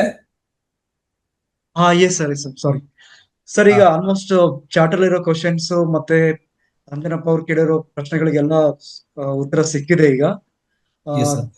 ಈಗ ನಾವು ಕೊನೆ ಹಂತದಲ್ಲಿ ಇದ್ದೀವಿ ವೆಬಿನಾರ್ದು. ಆಲ್ರೆಡಿ 10 ನಿಮಿಷ ಜಾಸ್ತಿನೇ ಆಗಿದೆ ಸರ್. ಈಗ ನೀವು ಕೊನೆಯದಾಗಿ ರೈತರಿಗೆ ಒಂದು ಕಿವಿ ಮಾತು ಹೇಳ್ಬೇಕು ಅಂದ್ರೆ, ದಾಳಿಂಬೆ ಬೆಳೀತಕ್ಕಂತ ರೈತರಿಗೆ ಒಂದು ಮಸ್ಟ್ ಫಾಲೋ ಅಥವಾ ಮಸ್ಟ್ ಟೇಕನ್ ಕೇರ್ ಅನ್ನೋದು ಏನಿರುತ್ತಲ್ವಾ, ಆತರ ಒಂದು ಸಂದೇಶ ಕೊಡೋದಾದ್ರೆ ಯಾವ್ದನ್ನ ಕೊಡ್ತೀರಿ ಸರ್ ನೀವು? ಸರ್ ರೈತರು ಫಸ್ಟ್ ಕೇರ್ ಅಂದ್ರೆ ಫಸ್ಟ್ ಚೂಸ್ ಮಾಡೋದು ಸಾಯಿಲ್ ಸರ್. ಸಾಯಿಲ್ ಮತ್ತೆ ಅಲ್ಲಿನ ಕ್ಲೈಮೇಟ್ ತುಂಬಾ ಇಂಪಾರ್ಟೆಂಟ್ ಆಗುತ್ತೆ ಸರ್. ಸೊ ಕೆಲವೊಂದು ಕಡೆ ನಿಮ್ಗೆ ಏನಾಗುತ್ತೆ, ಹೆವಿ ಮಳೆ ಬೀಳುತ್ತೆ. ಕೆಲವೊಂದು ಕಡೆ, ಈಗ ನಮ್ಮ ಚಿತ್ರದುರ್ಗ ಜಿಲ್ಲೆಯಲ್ಲಿ ಚಳ್ಳಕೆರೆ ತಾಲೂಕ ಇದೆ ಸರ್, ತುಂಬಾ suitable climate. Actually C level height ಅನ್ನೋದು ತುಂಬಾ ಇಂಪಾರ್ಟೆಂಟ್ ಇರುತ್ತೆ. 500 to 600 ಮೀಟರ್ ಅಲ್ಲಿ ಇದ್ರೆ ನಮಗೆ ಸ್ವಲ್ಪ ಏನಂತೀವಿ ನಾವು, ಸೂಟೇಬಲ್ ಕ್ಲೈಮೇಟ್ ಫಾರ್ ಪೊಮೊಗ್ರಾನೇಟ್ ಸರ್. ಅಲ್ಲಿ ಡಿಸೀಸು, ಪೆಸ್ಟ್ ಮತ್ತೆ ಗ್ರೋತ್ ಇದಕ್ಕೆ ಸ್ವಲ್ಪ ಹೆಲ್ಪ್ ಆಗುತ್ತೆ ಸರ್ ಆ ಏರಿಯಾದಲ್ಲಿ. Okay sir. ಇದು ಸಾಯಿಲ್ ನೀರು ಹಿಡಿಯುವಂತ, ಅಂದ್ರೆ ಮಣ್ಣು ನೀರು ಹಿಡಿಯುವಂತ ಸಾಯಿಲ್ ನ ಬಿಟ್ಟು ನೀರು ಬಸಿದು ಹೋಗುವಂತ ಲ್ಯಾಂಡ್, ಸ್ಲೋಪ್ ಇರುವಂತ ಲ್ಯಾಂಡ್ ಅಲ್ಲಿ ದಾಳಿಂಬೆ ಮಾಡೋದು ತುಂಬಾ ಒಳ್ಳೇದು. ಅದನ್ನ ನೋಡ್ಕೊಂಡು ನಾಟಿ ಮಾಡೋದು ತುಂಬಾ ಒಳ್ಳೇದು ಸರ್. ಇಲ್ಲಾಂದ್ರೆ ತುಂಬಾ ಪ್ರಾಬ್ಲಮ್ಸ್ ಫೇಸ್ ಮಾಡ್ಬೇಕಾಗುತ್ತೆ. ಸುಮಾರು ಜನ ಬ್ಲಾಕ್ ಸಾಯಿಲ್ ಹೋಗ್ತಿದ್ದಾರೆ. ಬ್ಲಾಕ್ ಸಾಯಿಲ್ ಅಲ್ಲಿ ನಮಗೆ ಮಳೆ ಇಲ್ಲ ಅಂದ್ರೆ ತುಂಬಾ ಚೆನ್ನಾಗುತ್ತೆ. ಮಳೆ ಬಂದ್ರೆ ಅದರಷ್ಟು ಪ್ರಾಬ್ಲಮ್ಸ್ ಯಾವ ಸಾಯಿಲ್ ಕೊಡಲ್ಲ ಸರ್ ನಮ್ಗೆ. ನೀರಿನ ನಿರ್ವಹಣೆ ಮುಖ್ಯ. ವಾಟರ್ ಸರ್, ವಾಟರ್ ನೋಡಿ ಕಂಪಲ್ಸರಿ 1 ಎಕರೆ ಇರ್ಲಿ, 2 ಎಕರೆ ಇರ್ಲಿ, 3 ಎಕರೆ ಫಾರ್ಮರ್ ಇರ್ಲಿ, ಕಂಪಲ್ಸರಿ ಒಂದು ಕೃಷಿ ಹೊಂಡ ಮಾಡ್ಕೊಳ್ಳೇಬೇಕು ಅವರು. ಫಾರ್ಮ್ ಪಾಂಡ್ ಅಂತೀವಿ ನಾವು, ಅಂದ್ರೆ ಸ್ಟೋರೇಜ್ ಟ್ಯಾಂಕ್. ಸ್ಟೋರೇಜ್ ಮಾಡಿ ನೀವು ನೀರನ್ನು ಬಿಟ್ರೆ ಯೂನಿಫಾರ್ಮ್ ಆಗಿ ಹೋಗುತ್ತೆ ನೀರು. ಮತ್ತೆ ನೀವು ನ್ಯೂಟ್ರಿಷನ್ ಬಿಡ್ಬೇಕಾದ್ರೆ ಕರೆಕ್ಟ್ ಕ್ವಾಂಟಿಟಿಯಲ್ಲಿ ಡಿಸ್ಪ್ಯಾಚ್ ಆಗುತ್ತೆ ರೂಟ್ ಝೋನ್ ಏರಿಯಾಕ್ಕೆ.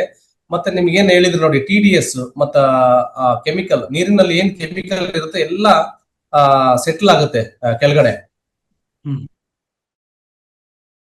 ನೀರು ಕೊಡೋದು ತುಂಬಾ ಉತ್ತಮ ಸರ್. 2ನೇ ಪಾಯಿಂಟ್.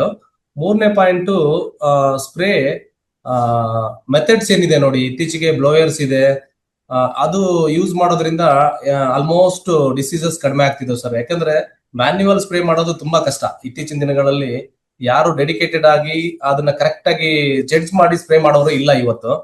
ಸೊ ಕರೆಕ್ಟ್ ಆಗಿ ಬ್ಲೋಯರ್ ಇಟ್ಕೊಂಡು ಸ್ಪ್ರೇ ಮಾಡಿದ್ರೆ ಆಲ್ಮೋಸ್ಟ್ ಡಿಸೀಸ್ ಅಂಡ್ ಪೆಸ್ಟ್ ನ ಕಂಟ್ರೋಲ್ ಮಾಡ್ಬೋದು ಸರ್. ಇದು ತುಂಬಾ ಇಂಪಾರ್ಟೆಂಟ್. ಮೂರನೇದು ಸೀಸನ್ ನೋಡ್ಕೊಂಡು, ಇವಾಗ ಯಾವ ಏರಿಯಾದಲ್ಲಿ ಎಷ್ಟು ಜನ ಇತರಲ್ಲಿ ಹೊಡೆದಿದ್ದಾರೆ ಅದನ್ನ ಸ್ವಲ್ಪ ಜಡ್ಜ್ ಮಾಡಿ ಕ್ರಾಪಿಗೆ ಹೋಗೋದು, ಅದು ಒಂದು ತುಂಬಾ ಒಳ್ಳೇದು. ಆಮೇಲೆ ಸ್ಪ್ರೇ ಶೆಡ್ಯೂಲ್ಸ್ ಅನ್ನೆಸೆಸರಿ ಸುಮಾರು ಯೂಸ್ ಮಾಡ್ತಿದ್ದಾರೆ. ಅದನ್ನ ಬಿಟ್ಟು ಏನ್ ನೀಡ್ ಇದೆಯೋ ಅದನ್ನ ಮಾತ್ರ ಹೋಗೋದು ತುಂಬಾ ಒಳ್ಳೇದು. ಸುಮಾರು ಸ್ಪ್ರೇ, ಕೆಲವೊಬ್ರು 40 ಹೊಡಿತಾರೆ, ಕೆಲವೊಬ್ರು 80 ಹೊಡಿತಾರೆ. ಸೊ ಇದನ್ನ ಸ್ವಲ್ಪ ರೈತರು ಅವಾಯ್ಡ್ ಮಾಡ್ಬೇಕು. ಯಾಕಂದ್ರೆ ಇತ್ತೀಚಿನ ದಿನಗಳಲ್ಲಿ ದಾಳಿಂಬೆ ಪ್ಲಾಂಟೇಶನ್ ಜಾಸ್ತಿ ಆಗಿದೆ. ಮಾರ್ಕೆಟ್ ಕ್ರಾಶಸ್ ತುಂಬಾ ಪ್ರಾಬ್ಲಮ್ ಆಗುತ್ತೆ ಇನ್ ಮುಂದೆ. ಅದನ್ನ ನೋಡ್ಕೊಂಡು ಖರ್ಚು ಮಾಡೋದು ಒಳ್ಳೇದು sir. Okay sir, thank you. So ಇಲ್ಲಿ Yes, sir. ತನಕ ಒಳ್ಳೆ ಮಾಹಿತಿನೇ ಕೊಟ್ಟಿದ್ದೀರಿ. ಓಕೆ. ಈ ದಾಳಿಂಬೆ ಅನ್ನೋದು ಪ್ರತಿ ವರ್ಷದಿಂದ ವರ್ಷಕ್ಕೆ ವಿಸ್ತೀರ್ಣ ಏನೋ ಜಾಸ್ತಿ ಆಗ್ತಾ ಇದೆ. Yes, sir. ಆದ್ರೆ ಯಶಸ್ಸು ಪಡಿತಾ ಇರೋ ರೈತರ ಸಂಖ್ಯೆ ಅಷ್ಟು ಏರಿಯಾ ಎಷ್ಟು ಜಾಸ್ತಿ ಆಗ್ತಿದೋ ಅಷ್ಟೊಂದು ಜಾಸ್ತಿ ಆಗ್ತಾ ಇಲ್ಲ ಈ Yes, sir. ದಾಳಿಂಬೆ ಬೆಳೆಯಲ್ಲಿ. ಸೊ ಅದಕ್ಕೆ ಮುಖ್ಯ ಕಾರಣ ಹೌದು. ಏನಂದ್ರೆ ನೀವು ಹೇಳಿದಂಗೆ ಈಗ ದಾಳಿಂಬೆ ಬಂದಿರೋದೇ ಒಂದು ಒಣ ಪ್ರದೇಶದಿಂದ. ಇದು ದಾಳಿಂಬೆ sir. ಬೆಳೆಯ ಮೂಲ ಒಣ ಪ್ರದೇಶ.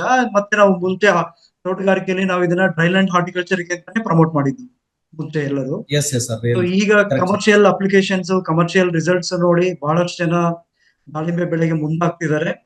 ಆದ್ರೆ ಕೆಲವು ಮಾರ್ಗದರ್ಶನದಲ್ಲಿ ಏರುಪೇರಾಗಿ ಮತ್ತೆ ಪಕ್ಕದ ರೈತರು ಇಷ್ಟು ಸ್ಪ್ರೇ 50 ಸ್ಪ್ರೇ 60 ಸ್ಪ್ರೇ ಮಾಡಿದ್ರು ಅಂತ ಇವರು ಸ್ಪ್ರೇ ಮಾಡ್ತಿರೋದು, ಮತ್ತೆ ಅವ್ರು ಆಗೊಬ್ರು Yes, sir. ಹಾಕಿದ್ರು ಅಂತ ಇವರು ಹಾಕ್ತಿರೋದು.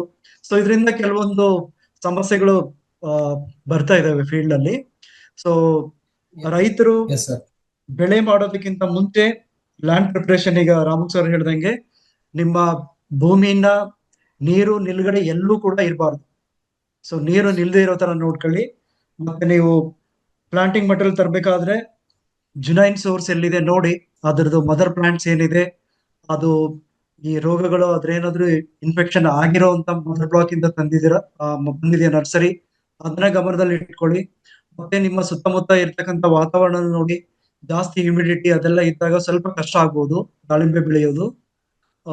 ಅದನ್ನೆಲ್ಲ ಸ್ವಲ್ಪ ಗಮನದಲ್ಲಿ ಇಟ್ಕೊಳ್ಳಿ. ಮತ್ತೆ ನೀವು ಡೇ 1 ನಿಂದಾನೇ ಸ್ಟಾರ್ಟ್ ಮಾಡ್ಬೇಕು. ಇದು ದಾಳಿಂಬೆ ಡ್ರೈಲ್ಯಾಂಡ್ ಹಾರ್ಟಿಕಲ್ಚರ್ ಕ್ರಾಪ್ ಆದ್ರೂ ಕೂಡ ಕೇರ್ ಜಾಸ್ತಿನೇ ಬೇಕು. ಕೇರ್ ಕೆಲವೊಂದ್ಸಲ ಓವರ್ ಕೇರು ಸರಿಯಲ್ಲ. ಸೊ ಅದಕ್ಕೆ ಎಷ್ಟು ಬೇಕೋ ಅಷ್ಟು ನಾವು ಕೇರ್ ಮಾಡಿ ಬೆಳೆದ್ರೆ ಯಶಸ್ಸು ಖಂಡಿತ ಗಳಿಸಬಹುದು ಅಂತ ಅನಿಸ್ತಿದೆ. ಸೊ ಇಲ್ಲಿ ಕೆಲವು ಕ್ವಶನ್ಸ್ ಇದೆ, ಕೆಲವೊಂದು ಫೀಲ್ಡ್ ಸ್ಪೆಸಿಫಿಕ್ ಕ್ವಶನ್ಸ್ ಇರುತ್ತೆ, ಪ್ರಶ್ನೆಗಳು. ಅದನ್ನ ಪರಿಣಿತರು ನಿಮ್ಮ ಫೀಲ್ಡ್ಗೆ ಬಂದು ನೋಡಿದ ಮೇಲೆ ಸರಿಯಾದ ಮಾರ್ಗದರ್ಶನ ಅಥವಾ ಪರಿಹಾರ ಕೊಡಬಹುದು. ಯಾಕಂದ್ರೆ ಒಂದೇ ಪರಿಹಾರ ಎಲ್ಲರಿಗೂ ಸೂಕ್ತ ಆಗಲ್ಲ. ಸಮಸ್ಯೆ ಒಂದೇ ಇದ್ರೂ ಕೂಡ ಒಂದೇ ಸಮಸ್ಯೆಗೆ ಪರಿಹಾರ ಸೂಕ್ತ ಆಗಲ್ಲ. ಅದು ನಾವು ಪ್ರತಿ ಫೀಲ್ಡ್ ಅಲ್ಲೂ ಅಲ್ಲಿರೋ ಕಂಡೀಷನ್ಸ್, ಅಲ್ಲಿ ಯಾವ್ದಾವ್ದು ಇಂಟ್ರಾಕ್ಟ್ ಆಗ್ತಿದೆ ಅದನ್ನ ನೋಡಿ ನಾವು ಪರಿಹಾರನ ಸೂಚಿಸ್ಬೇಕಾಗತ್ತೆ. ಸೊ ರಾಮು ಸರ್ ಅವ್ರ ನಂಬರ್ನು ಶೇರ್ ಮಾಡ್ತೀವಿ ಎಲ್ಲರಿಗೂ. ಸೊ ಇಷ್ಟು ಹೇಳಿ ಈಗ ಆಲ್ರೆಡಿ 15 ನಿಮಿಷ ಜಾಸ್ತಿನೇ ಆಗಿದೆ. ಸೊ ಈ ಒಂದು ವೆಬಿನಾರ್ ಅಲ್ಲಿ ಭಾಗವಹಿಸಿರ್ತಕ್ಕಂಥ ಎಲ್ಲಾ ರೈತ ಬಾಂಧವರಿಗೆ, ಕೃಷಿ ತಜ್ಞರಿಗೆ, ಸ್ಪೆಷಲಿ ರಾಮು ಸರ್ಗೆ ನೆಟಾಫಿಮ್ ಕಡೆಯಿಂದ ಇನ್ನೊಂದು ಸಾರಿ ಹೃತ್ಪೂರ್ವಕ ಧನ್ಯವಾದಗಳು. Thank you sir. Thank you so much sir. Thank you so much. Right sir, thank you so much sir. Thank you sir. Yes sir, thank you. Thank you very much.